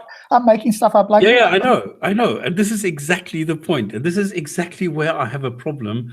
How can I, as a Muslim, come to terms with the claim that this is the role model for today, and then this kind of behavior, which I call immoral? Hey, but hang on a moment, Stops. It could have been that she actually wanted it. So he was consoling her and saying sorry that he had to do this because they were just defending themselves, because, of course, they are innocent.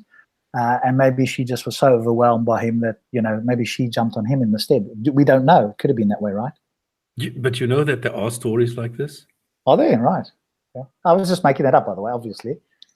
So somebody else made it up before me, is that what No, there are stories exactly like this, that she heard about Muhammad and she was longing for him, that she was in an unhappy marriage, that she actually wanted to meet this Muhammad, where everybody said he was such a great guy and he was such a great lover.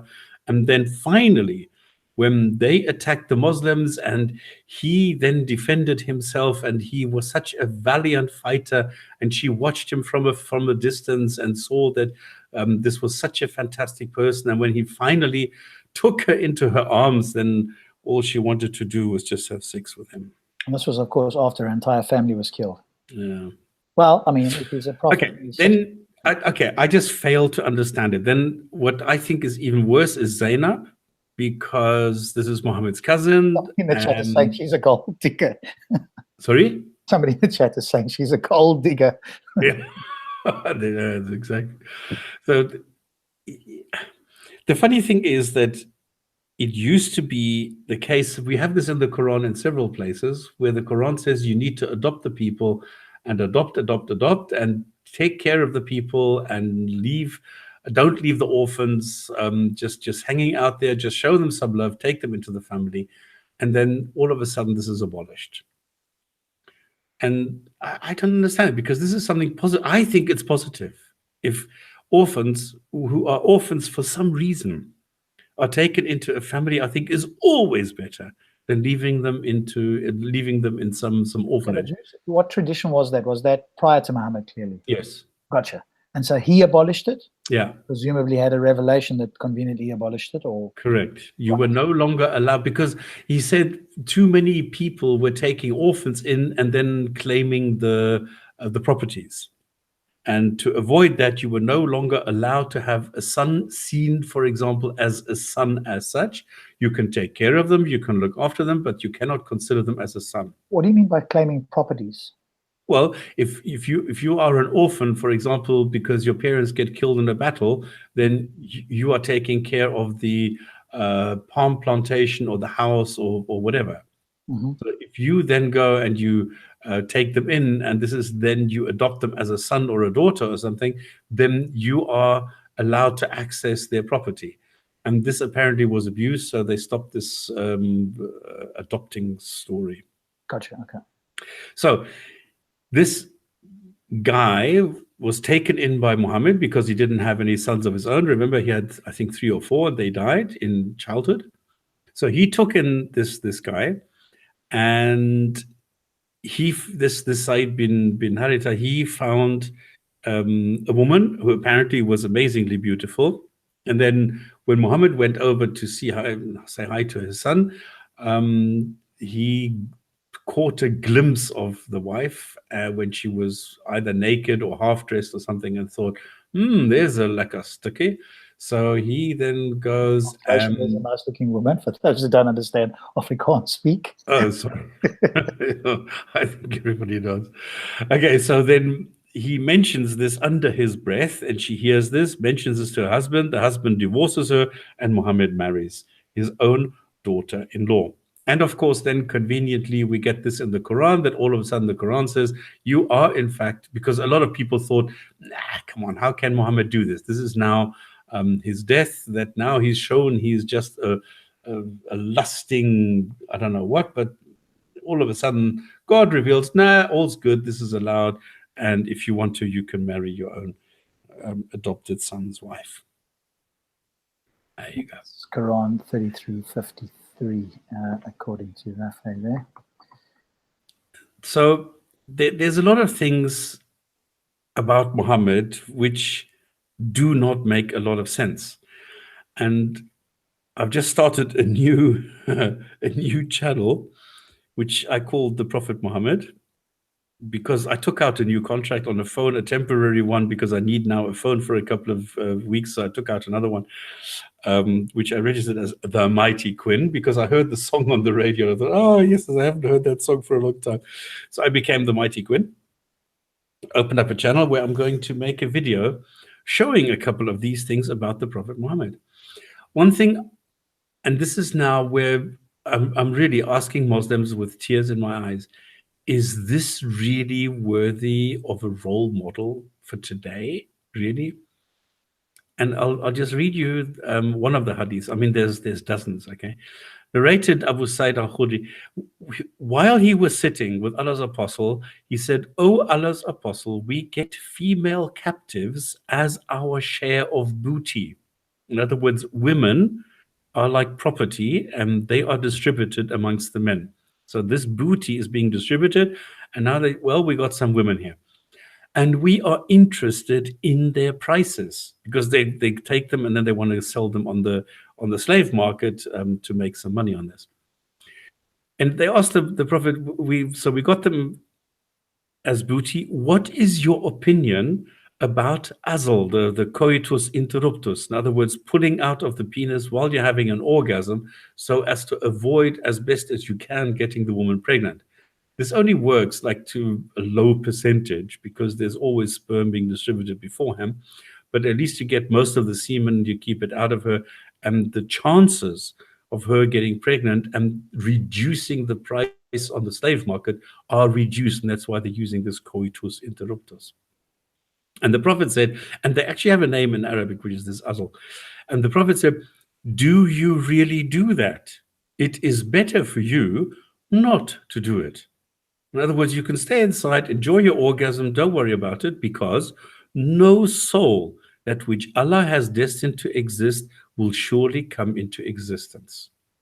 So in other words, enjoy your orgasm, go and rape the female captives, which are your assigned booty that you can sell on the slave market as slaves. Enjoy your orgasm, because only Allah will determine whether or not a woman will get pregnant or not. And this is from the role model of all Muslims today. Number one, telling people it's okay to take slaves. Number two, it's okay to own people, because they are part of the booty of what you have conquered. Then it's about the coitus interruptus, where go ahead and enjoy your orgasm. Don't worry about the price on the slave market for those girls which you have captured. Just go ahead, have fun with them, have sex with them, rape them as much as you want to, enjoy them, and then you can still sell them. Yeah, and we've talked about it before. And welcome, Answer, if you're still on mute there. If you want to say anything, feel free to join in. Otherwise, just carry on in the chat. I know you're doing well in the chat there. There's another one. We went with Allah's apostle in the Ghazwa of Bali al-Mustaqilak, and we captured some of the Arabs. Arabs, okay, Arabs. We're not talking about pagans here now or whatever. These are Arabs as captives, and the long separation from our wives was pressing us hard. And we wanted to practice this azl, this coitus interruptus, in other words, rape the women. And we asked Allah's apostle whether this was permissible. He said, it is better for you not to do so. No soul which Allah has destined to exist up to the day of resurrection, but will definitely come into existence. And there's several of these. Here's a list. Let me put this here into the chat. So it's not, I'm not, quote mining or something. It's not that I'm taking one, that I found one exotic non-Sahih or something hadith. No. These are all from Sahih Bukhari and Sahih Muslim. Yeah. And I think you and I have said before that if Muslims dropped the claim that this was a perfect example to follow and was a man of his times, and, we've improved, in virtually every area of life since then, obviously we wouldn't be having that conversation or this conversation. But then, of course, they wouldn't be able to claim that, they've got something special that nobody else has got. And that's often the claim that I've made. Give us something that you and I would agree is moral, that we could not do as non-believers that they would, which is just the reformulation of the Hitchens challenge. And of course, nobody will be able to do that. Nowhere it says rape, yeah. Oh, you also put this in there. Okay, sorry. Yeah. Okay, and this is a question that I would like to ask Muslims if they really think that this is worthy of a role model that they consider to be copying, emulating, and, well, close to worshipping, that they need to love this man more than they love their wives, their family, their everything, who does something like this. Really? Really? Either most Muslims have not heard about this, or if they've been given some explanation that the brain will quite happily accept without further investigation. And so I suspect that most Muslims, if you had to ask this, either wouldn't know that, and if they did, they'd have to go away. But I'm sure they would get some kind of an answer that would justify, the brain's question, whether, and then just move on. And it's like deleting it, ignoring that it's there, and then still making the claim. And then you have others where the hadiths are actually explaining what is happening in the Quran. For example, if you go to chapter 420, I think it was 24. I think it was 424. Okay, if not, then correct me. I'm just, this is from the top of my head, if I remember correctly. It says there that you are not allowed to have sex with married women except with slaves, or those which the right hand possesses. So if you are allowed to have sex with married women if they are slaves, how does that work? Well, then you have the hadith which says, well, at the battle, the men were killed and the women were left over, and the men were hesitant to have sex with the women because they knew that they were married to the pagans. So then Muhammad said, nah, don't worry, just go and rape them, have fun. And then the Quran actually came up with this 424 and says you have the right to have sex even if they are married. Now, in the Quran, you've got 8, 9, 10 different sentences all telling you that you are allowed to have sex as much as you want to with those whom your right hand possesses, and those are slaves. So you can keep sex slaves as many, or concubines, as many as you want. But you're only allowed to have 4 or 9 wives, depending on how you read chapter 4, sentence 3. Yes, that's one or the other. It's not. There's a couple of questions for you, Stops. What does coitus mean? Having sex. Inserting a penis into a vagina is coitus. And Stops, have you heard the story that Aisha was laughing with a woman of the Banu Quraysh before she was beheaded? No. I might have read it, but it didn't stick in my mind. No. Okay. Send the link. I want to join. I mean, there are so many stories that you read where, and sometimes I had to put it down because there are stories in the hadith really where I get physically sick. I get ill when I read what was going on sometimes. How people, I mean, how Muhammad goes and says, okay, are you going to tell me where the treasure is buried? And the guy says, no, I'm not going to tell you. Okay. So he lights a fire on the guy's chest just to extract the information on where he has buried the treasure. And or the guys, you know, when they came from Medina and they said, well, we feel a bit sick, he says, well, drink the camel urine or drink some milk and you'll get better.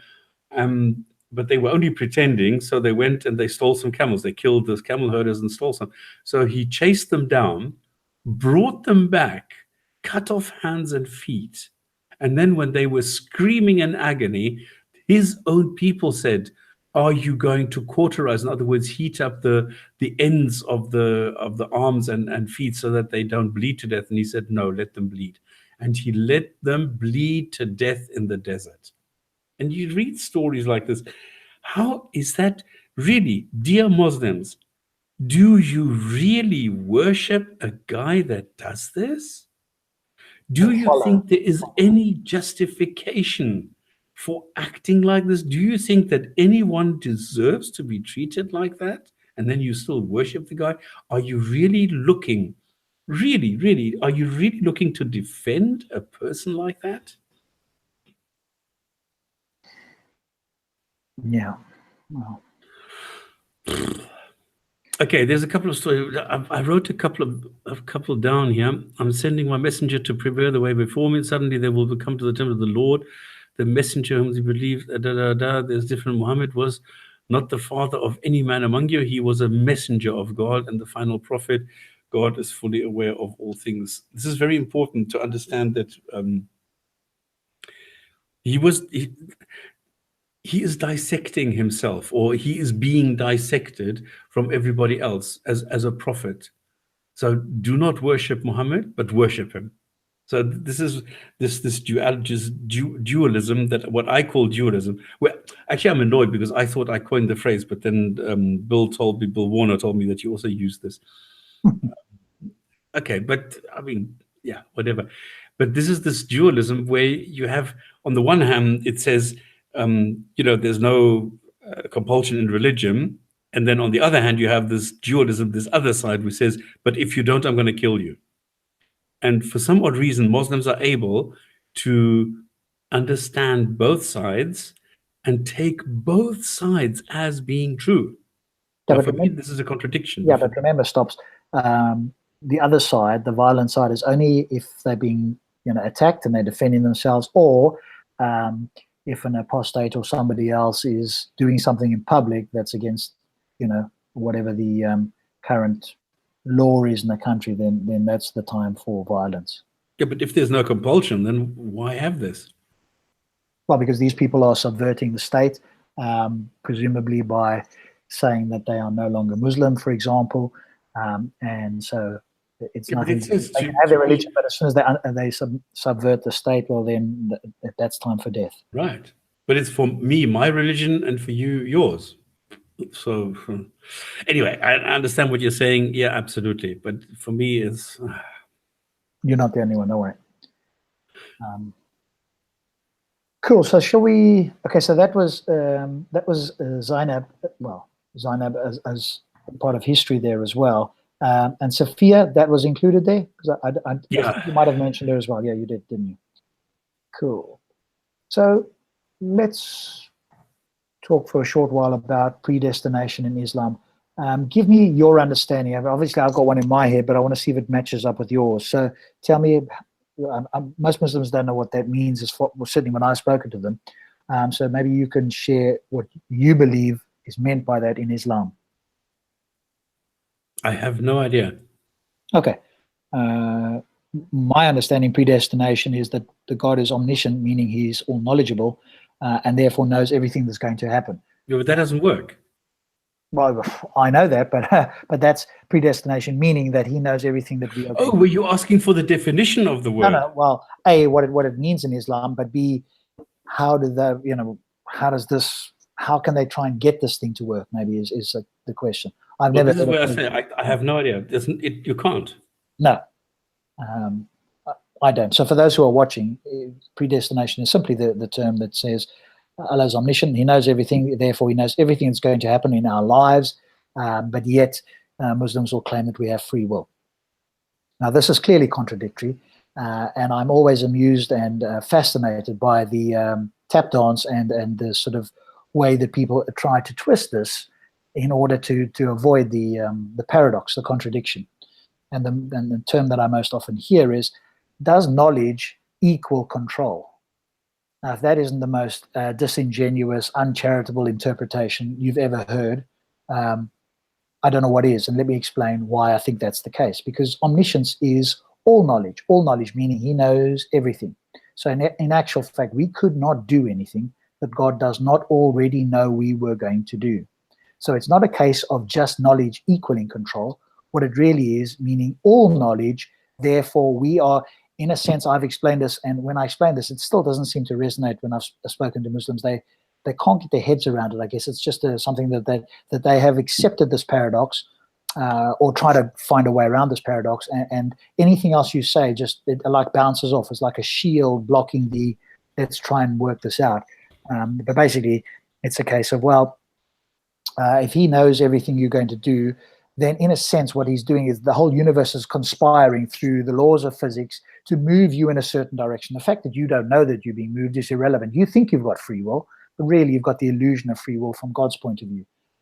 And this is obviously the case if he's omniscient and knows everything you're going to do.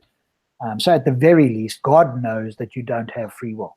And if God knows you don't have free will, then the concept of judgment and punishment is even more incoherent and irrational than I think it would be, even if you could square free will with some version of omniscience. Now, some people claim that God is not omniscient because the free will thing is an absolute must.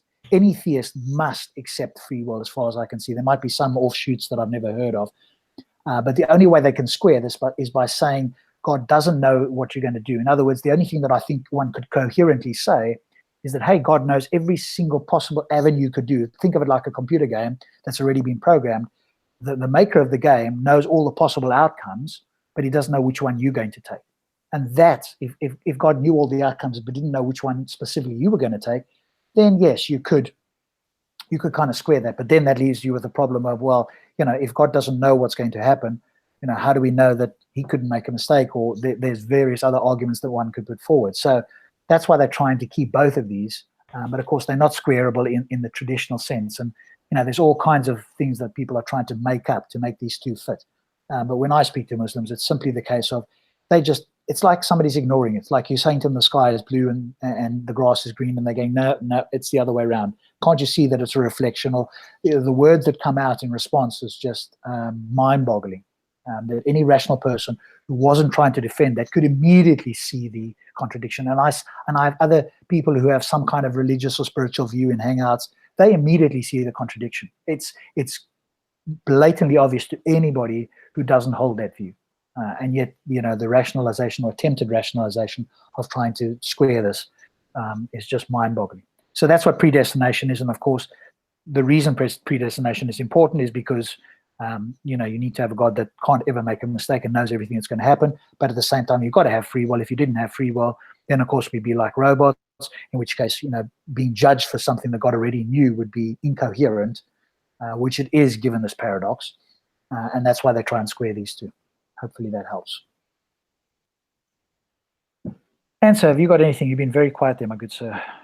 Anything that you'd want to add to that? What else have you heard? Have you ever heard anything? Or Stops for that matter, have you guys ever heard anything when you've put this forward or had this conversation at all? Yeah, no, I remember the one that you said, Rob, about knowledge doesn't equal control. Ahmed brings that up quite a lot.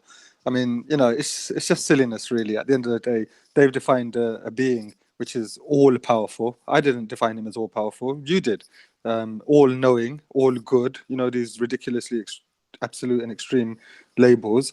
And so when we hold them to that definition, they just basically skip and dance around and try to basically bring it back down to a lower level. When you use the word all, there's literally no wiggle room. There's no space, So it's just silliness. So I mean, I can't bring up any other examples, but it's just the same thing all over again. Yes, yeah, and what I noticed, and it happened there, and I saw another video of this. This brings me on to something else. Some Muslims have no idea of the concept of charitability in a discussion. If I had to use that word, they probably think that means you've got to go and give something to the poor. I mean, that's the level. And the reason I can objectively say that this appears to be the case is because when they make an argument, they make it as worse as possible to try and make it sound as if it's implausible. And I'll give you an easy example. I saw it on a video yesterday or whenever it was, with a Christian talking about, oh, I don't even know if it was a Christian. It was somebody that believed in God, but not the Muslim. Oh, it was the Sikh. That's right. It was a Sikh who was chatting to people. And I think it might have been that fellow that passed away recently, Jagari, a guy with a long beard. He would stand he was quite an articulate. He said he studied philosophy in university. He was a Sikh. He'd go to the park once every couple of months and he'd have a conversation. There's one video of him having a conversation with Hamza Tsortzis. And so I don't know if he's passed away. People told me he passed away. So, it's a great pity. He seemed like quite a knowledgeable and interesting guy. So he was talking about God. And so the person, believe it or not, it's on video and I just happened to see it. Hamid is there speaking to him. And he's talking about a God. And so, and he's not the only person who's done this, by the way. Others do the same. So he says, is God in the toilet? Because the Sikh guy is saying God is everywhere. He's all around us, all that sort of stuff. And so his question is he in the toilet? Now, to me, this is like a brain-dead child that has just woken up and has learned to understand a few words of English. Instead of looking at it and going, okay, so what does it mean by God being everywhere? So the physical matter that make up everything around us, even if you said he wasn't us, it's everything but humans, let's just say, because the Sikh guy wasn't clear. But I'm assuming what he means is we are all part of God, or maybe not.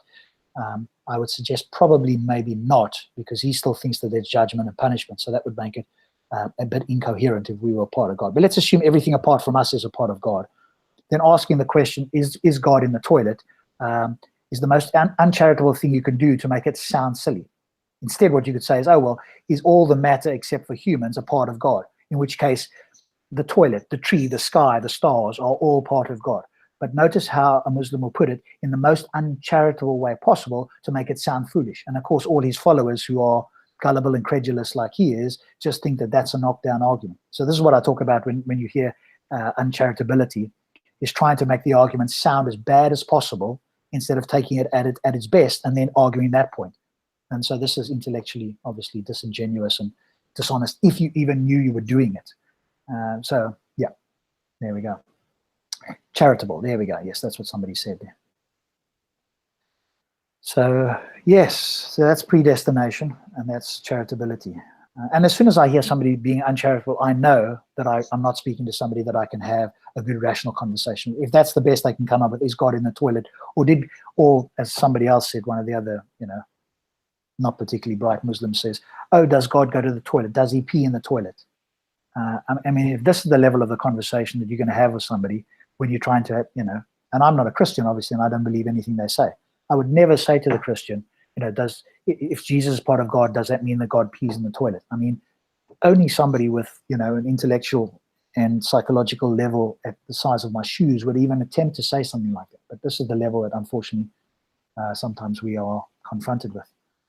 So there's my little rant. One last one that we could perhaps talk about there, and then we can perhaps call it an evening. Was Muhammad a liar or a fraud? That was one of the other things there. So I'm not sure those are the only two options, because I guess liar means he intentionally knew what he was saying is incorrect. And fraud was, how would one define being a fraud? Somebody that knowingly, in a sense, says something that he's not sure about, or... Well, this goes into the question that Aisha asked. How come that every time you need something, Allah conveniently drops a sentence in the Quran? And this is where people are saying, well, did Muhammad really come up with these sentences himself to enrich himself, to have sex with more women, or something like this? Or was he a fraud? In other words, was this just something that he made up just all by himself? And this is, in my eyes, this is a nonsensical question, because these are all legends and myths. There is nothing here that is actually demonstrable. There is nothing here that you can say, well, this is what happened. All these battles that we hear of, we can't even show that any one of these battles really took place. We don't know this. So now to go and say, well, hang on, is this really the case? Was he a fraud or something? Well, we first have to now go and establish, was he the person that is claimed? And then we have to go and find his ulterior motive for doing things, if he really was a real person, and then we can decide on that. We can't. So it's I don't know, it doesn't work. Yeah. Somebody's pointing out in the chat, Rob, the question might seem frivolous, but these are the kind of things that highlight how ridiculous religion itself is. So Allied Atheist Alliance, which question? Sorry, I didn't see your previous comment there, so maybe you can just say, to be fair, these questions make people think about their stupid assertions. Might seem frivolous. Which question is frivolous? So just let us know which one you think was frivolous. Maybe it's the thing, why can't you be a liar and a fraud? Which,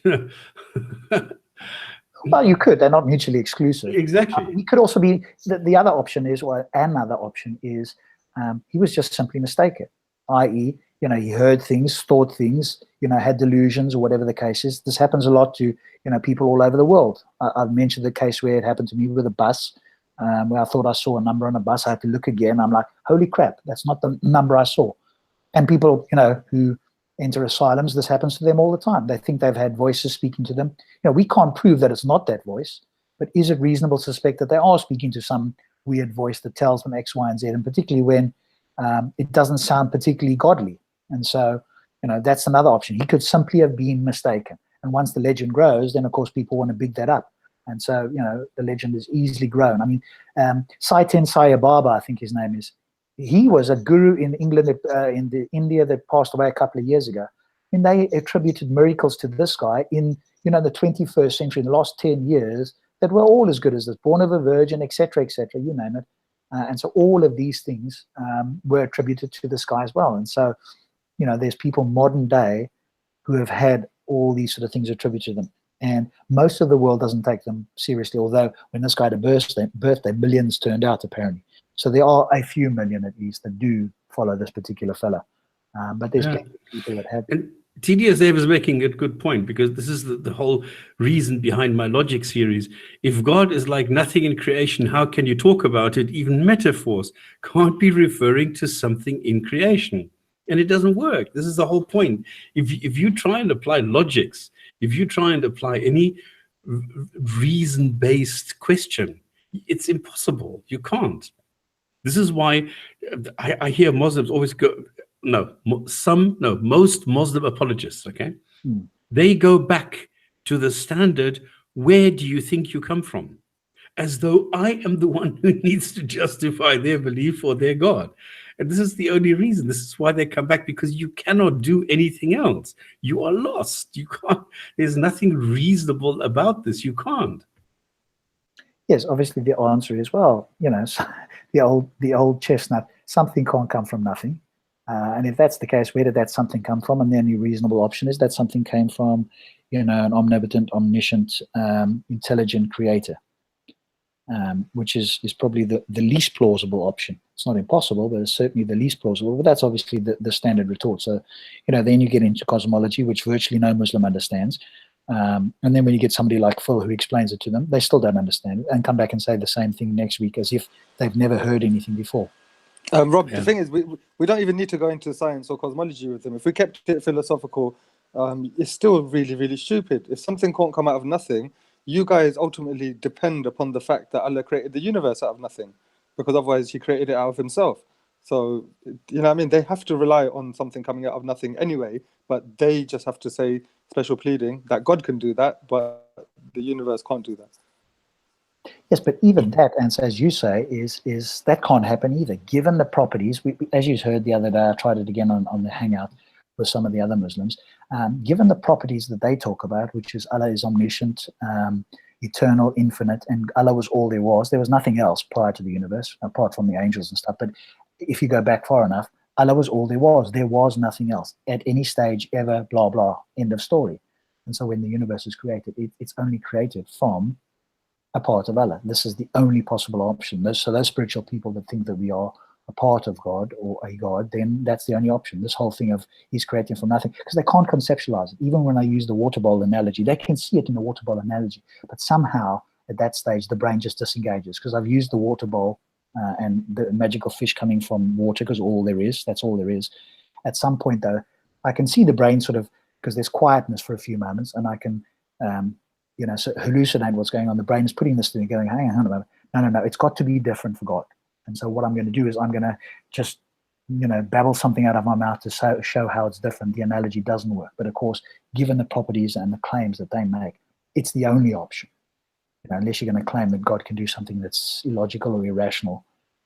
I would say this is the problem that I have with them, because specifically they try to claim an absolute, like for example, 0 can never be 1, something can't come out of nothing. They try to claim that as an absolute, meaning in our universe and outside of our universe.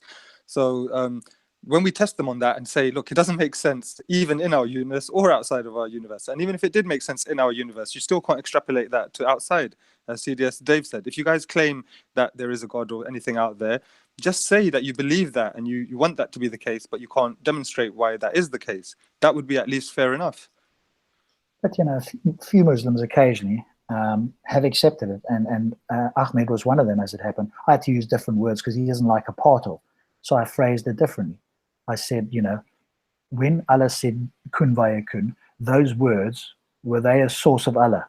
They originally came from Allah, right? So the words that brought the universe into existence were a source. They came from Allah. They could not come from anywhere else. So we are, in a sense, a source of Allah. We come from Allah through the words being made manifest in material. And actually the material itself could only come from Allah as well. And so now we are a source of. So then the question becomes, if you accept that, which he did, and so I didn't use the word part because for some reason they don't like that. And of course it's, you can't be a part. Allah is, all one and blah, blah, blah. So I just used different words, which essentially means the same thing. And he accepted that. And then, I don't know if you remember, it was quite late the one evening. I said, okay, go away and think about that, because now that means that Allah is essentially punishing himself, because we are a source of himself made manifest through the word, which is the universe essentially. And so in what sense does that make any sense now to punish yourself for something that you created through the words that you thought of prior and made into material? And when you put it like that, oh my word, what now? And I throw it out to the Muslims out there. As I've just explained it, now please make sense of that to all of us, because that's essentially what he's done. And I've just worded it slightly differently so that you can now accept it and not be hung up on the word part of or anything like that. Good luck. I'll wait for an answer on that, or not. Or maybe Allah knows best. Mystery. And if it's a mystery... Yeah, I think that's very interesting, because someone like Ahmed literally battles that out for hours and hours on end. I think yeah, but I'm saying that it's really interesting that you got him to do that. I don't actually remember the conversation, but I was probably there. We've had loads of these types of things, so I can't remember which one it was. But yeah, I mean, we have noticed a few changes in people. But I guess there's a really interesting thing you said, that sometimes just using slightly different words helps people to, accept what you're saying, because there's certain words that trigger people, and they go off into their spiels and natural defenses start springing up, and you won't get anywhere. So I got to look into that. That's a very interesting idea. Yeah, so if you just do it in a slightly different way, and you accept that we are the source of words made manifest, then he's punishing the words that he created into this. And of course, they might try and say free will, but then of course, they run into the omniscience paradox, so that doesn't help them.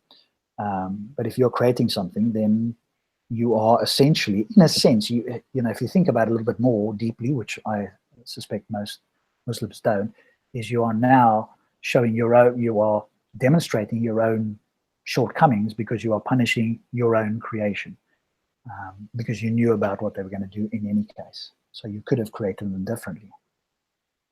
And then, of course, you get all kinds of responses. Oh, the other response I heard about this was, we chose to come back. And then Muslims started arguing with each other. So I just sat back and listened. There was a couple of Muslims that claimed, no, we were in heaven prior. We were some kind of an angel or some kind of a being or consciousness or whatever, separate from God, again, which, again, we'll leave apart the incoherence of that. But then we chose to come here, and we chose to come here because we were in a lower level of hell. So we came here to have a test which presumably was not as good as even the lower level of hell. So we were in a lower level of hell. We've come down here to have a test, so we can get into a higher level of hell. So it's almost like, you know, you're in a palace, you now have to go through a desert in a test, you know, almost die potentially, so that you can get into a slightly better version of a palace. But that's so stupid, because we're starting from the predicament of we've all just woken up in our existence and we've looked around and said, yes, life is difficult. Guess what? This is a test to a better existence. It's like how on earth do you substantiate that claim? Like, it's got nothing to do with the reality that we're in. Yeah. So, you know, it's all these sort of things that, you know, apart from everything else that Stops has said, that, you know, should give people pause to go and look at this. But that's what I notice, you know, and like you said, and so for some people it takes time. They start to, you know, eventually the brain will engage. Other times they will deflect, they will, you know, delete, it's like there's a shield around thinking about these concepts. And I think Stops has mentioned it a few times as well. Sometimes they taught, you know, not taught how to think, but what to think. And when that is the primary method that you are given, it's very difficult to break out of that, you know, unless you have plenty of conversations or you suddenly want to do it yourself. But if you're defending that view and you're using that methodology, then, you know, you'll just keep asserting what you've been told to believe, and accepting whatever answer even sounds marginally plausible. To the rest of it doesn't. But, you know, so I think it's like an educational thing, really. If we taught critical thinking as a you know, philosophy and critical thinking in school as a mandatory subject, that might hopefully go some way, because now you teach children at a young age to use their brains in a lot better way than many people are these days. But who knows? Anyway, guys, I think that's been an interesting show. Is anything else you guys wanted to add? Otherwise, yeah, we were a little bit hasty. We should have allowed for questions, because there's a couple of things I've seen in the chat. go for it. Because the number one thing that we need to remember, none of this is documented. Somebody asked, how come Muhammad wasn't mentioned? Like before he was eventually like found on coins and other things. Why was this Rasulullah not there before? Well, Mecca didn't exist. The first time Mecca is mentioned is somewhere around 720. The mosque that Muhammad allegedly went to, tied the burak outside, went inside to pray, was built 100 years after his death. So there's a lot of inconsistencies there. The way that Mecca is described in the valley with the stream and everything, those things don't exist. So the way that the entire geography is built up in the Quran, in the Hadith, and in the Sirah, and in the entire textual environment is wrong. So even any detail is wrong. So now we are looking at Muhammad and we find that, of course, he's not mentioned because nothing makes sense. It was invented from the word go.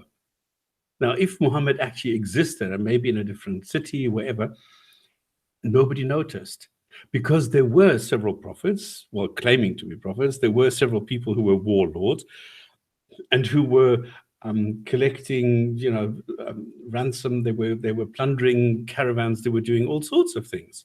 So this is the way that it works. This is why there is no evidence for any of this until we get the first Quran, which appears sometime in the 9th century, maybe even 10th century. Nothing before that. So this is this. Next question. Have you heard of human chromosome 2? No, we haven't. Who actually wrote the Quran? We don't know who wrote the Quran. No Muslim can answer this question. No Muslim will ever be able to answer the question, who wrote it? It's different people. I mean, this is my pet theory, that different people, I mean, if you look at the first chapter in the Quran, it starts off with ALM. The first sentence in the Quran is ALM, because chapter 1, the opening, the Fatiha, is not really part of the Quran, is it? So the first word in the Quran is ALM, and I think these are initials of the scribes who wrote the Quran. So different people wrote the Quran, which would explain the different styles in the Quran, which would explain the constant repetition of Moses, for example, because everybody thought Moses is so important, I need to bring him in there. So everybody mentioned Moses, everybody used a different style. Wham, bam, there you have the Quran. Thank you very much. That's it. Yeah, that's certainly a plausible, if not reasonable, entirely reasonable way of thinking about it. Or it could be, of course, that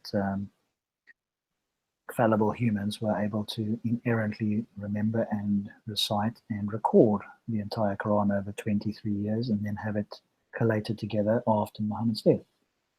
That's another option, which is more plausible, I guess, is the question. Any other questions to answer there, Stops? No. I'm not going to go into Moss pointing into Petra because we've done this so many times. Yeah.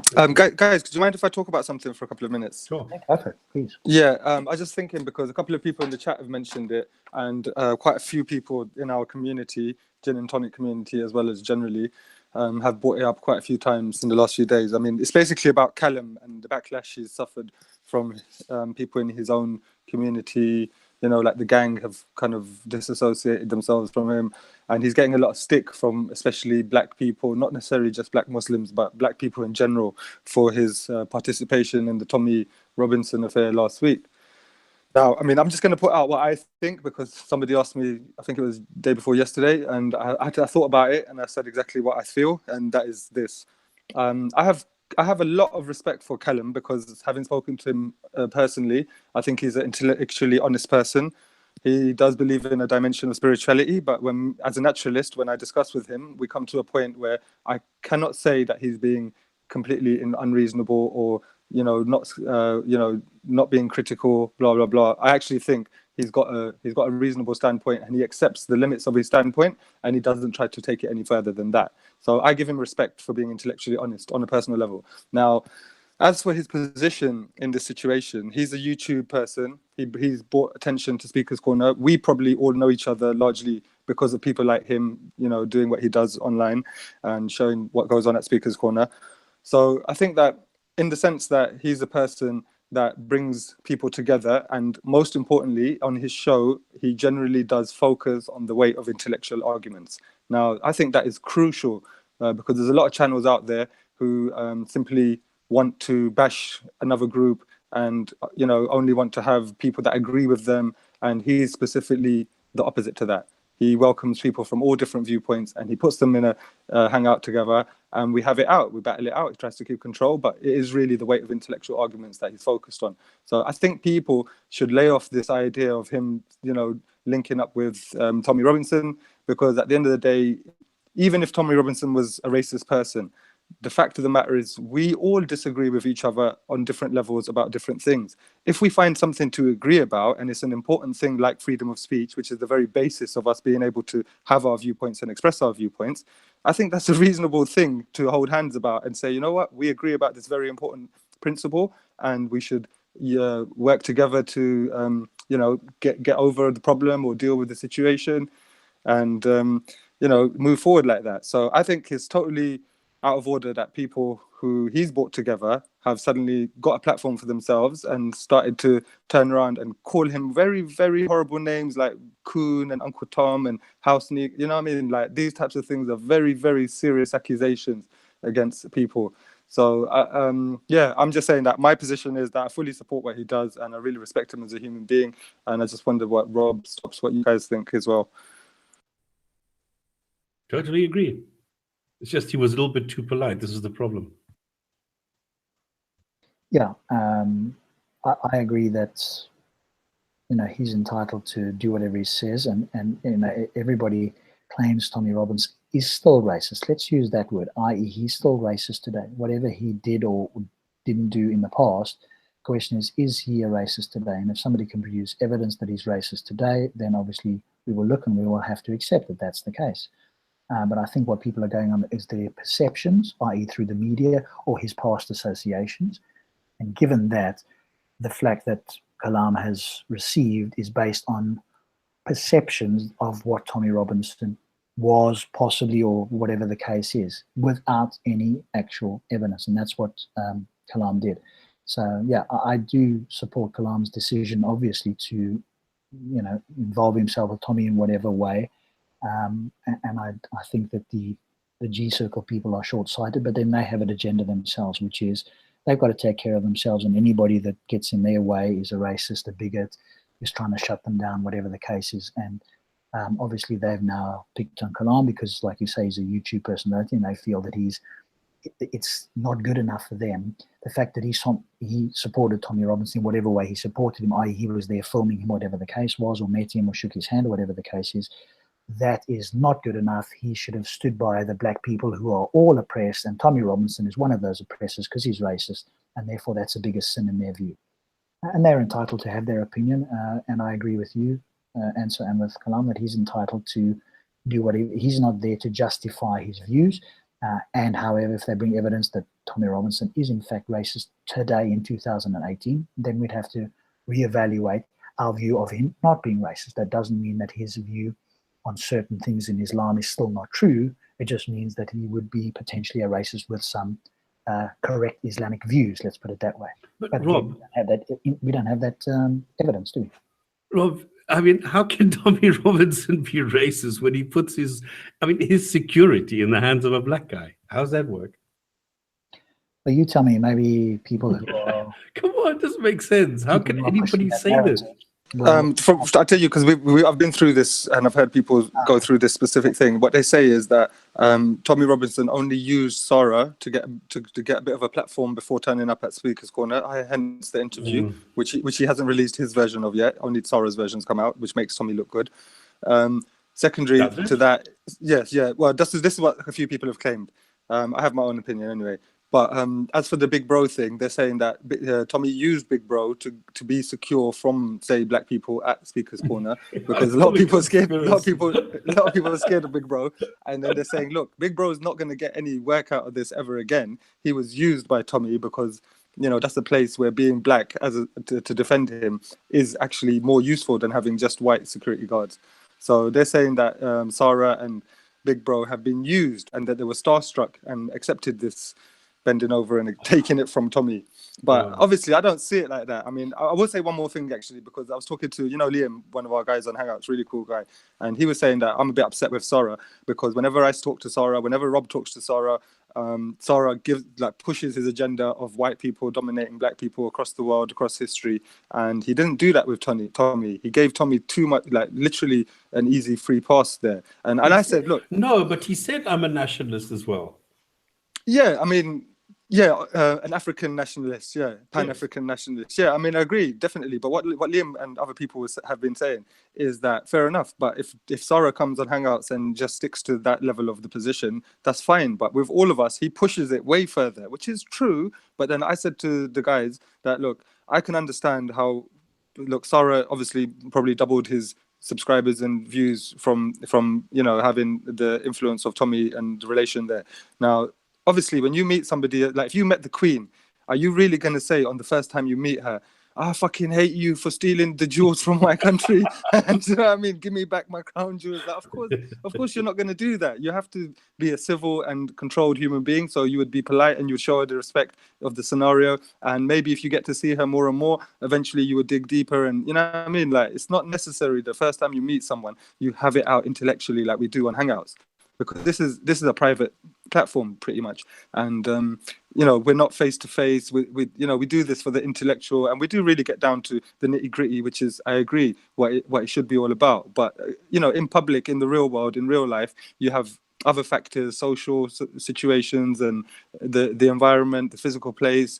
There's so many other things involved. You're meeting up with somebody who's something of a celebrity, and you have to play things slightly differently.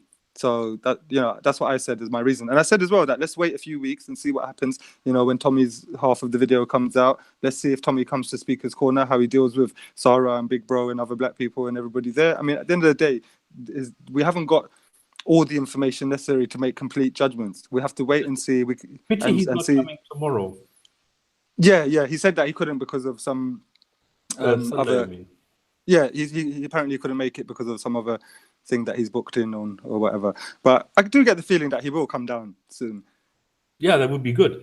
But just to go back to Kalam, I mean, I love the guy totally, and I respect him for his honesty and his attempt at staying in the middle of the road and in between everybody. And this is at the same time his problem in the perception of other people, where people had expected him to take a stand which he didn't want to do. He wanted to stay neutral. And it's very difficult to do that. Ask Switzerland. It's not the easiest thing, really. And I think it's whatever. I don't. I make a point. I will say that I'm not a nationalist. I'm a globalist. I think everybody should be allowed to, you know, benefit from the resources as long as we do it responsibly.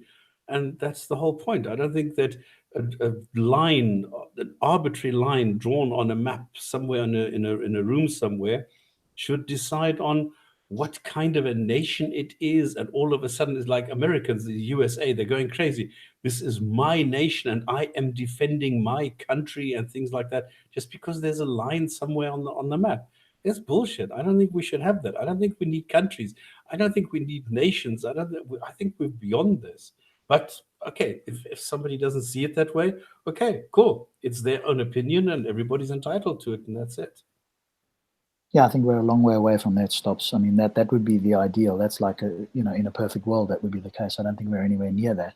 And I think we can see that when you have people with a low level of intellect, mentality, psychology, interacting with people that are at a higher level, and you can see where the clash comes in there. So I agree with you. That would probably be the end goal. I think we're a long way away from that.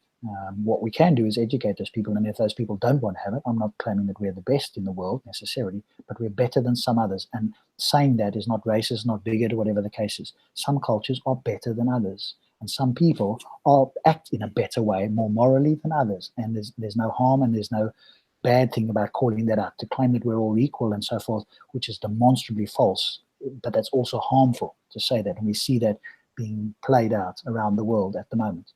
But is this wagon attitude ever correct? I'm talking about, making a circle and then the people with the 6 shooters defending anything that's inside, and that's it. And we have this mentality that we are inside this circle of wagons and we need to defend it. Is that ever correct? Well, I think it's a case of defending the values that we have, in the sense of like one can welcome other people in, but here's the standard that we expect if you want to join this circle of wagons. You want to be on the outside, no problem. But if you want to come in this circle of wagons, here's the minimum level that we expect or we demand. Because if you don't, we see the problems of you not doing so. So that's what I would suggest, is defending a set of values that, we can welcome people in, but there's a certain step. If you want to become a rocket scientist, you're not going to get it with basic mathematics. It's the same here. If you want to join a more moral, more prosperous society, you're not going to do it with a backward mentality. And if you refuse to upgrade your mentality, then where do we draw the line? Do we just say, hey, yeah, no problem, come on in? Because we've seen what happens when that happens. And so, okay, but not with a 6-shooter, with words, and let's talk about this. But to go and defend this, with weapons and that's stupid. That's backwards in my eyes. No, I'm not saying with weapons per se, but I'm not for open borders. I think that would be suicide. Okay, at the moment you're right. But anyway, this is my Dorado, or whatever you want to call it. This is my dream. This is where I'm going, and this is what at least my attitude is when I look at these things. That's why I am totally anti-nationalist. Yeah, and that's a different conversation we could have, and we can have a nationalist on to have that. Somebody's saying in here, and I was going to ask the question: is Sargon of Akkad actually going down to Speaker's Corner? For those people who don't know, he said so, yeah. Yeah, he's quite a well-known YouTuber. He typically focuses on social issues, although he's been a critic of Islam as well. And so he's got going on close to 1 million. If he hasn't hit it, I haven't sort of checked recently. So that would be interesting too. But any, quote unquote, and I use the word loosely, celebrity going down to Speaker's Corner is unlikely, in my view, to have a rational conversation that you could have on a show like this, for example, because it'll become a shouting match. Everybody will be trying to show up the celebrity, trying to trip him up, trying to X, Y, and Z, or her, or whatever it may be. And so I just don't think you'll have a high level. I could be wrong, but I suggest that it'll be a shouting match, in the sense of somebody trying to prove the other guy's wrong and to try and score a point instead of trying to have, a rational, reasonable debate. or That's discussion. why I like this idea of the short interviews. Yeah, that would be good. Cool. Stops, have you got a Oh shit! I'm not doing my job here properly, am I? problem? Always able to come up with one. No, because I get carried away with these things instead of doing what I'm supposed to. And say any last words from you before we have the hadith of the day? No, I'm cool. Cool. I was looking at see if I can get down on Sunday. I'm still not sure at this stage. Who knows? I might pop in, but it's incredibly long journey, or a very expensive one if I want to make it slightly shorter. So it's either 5.5 hours going by bus or 3.5 hours going with a train, and 3 times the price on the train. So it's an 11-hour round trip minimum, or a bit longer actually if I go by bus both ways, and over 100 quid if I go on the train. So still working that one out.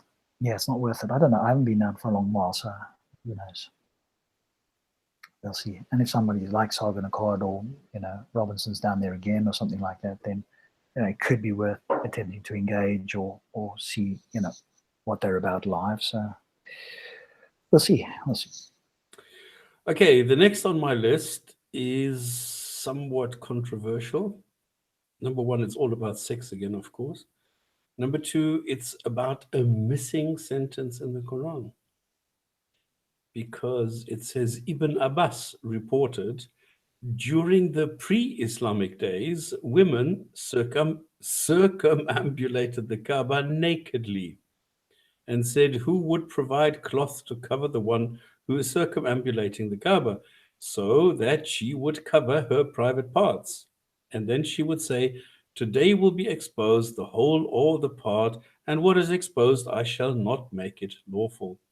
It was in this connection that the verse was revealed, adorn yourself at every place of worship. In other words, they were naked. They were said, okay, go and get dressed. And because this happened in the Quran, it says, adorn yourself at every place of worship, which I do not remember ever seeing in the Quran. Maybe I'm wrong. There we go. Maybe something for people to look up for next time. I want to thank Stops and Answer, of course, and all our viewers and everybody in the chat. Until next week, Friday, 8 p.m. We will see you then. Thanks so much, everybody, and a good night. Guys, peace, love.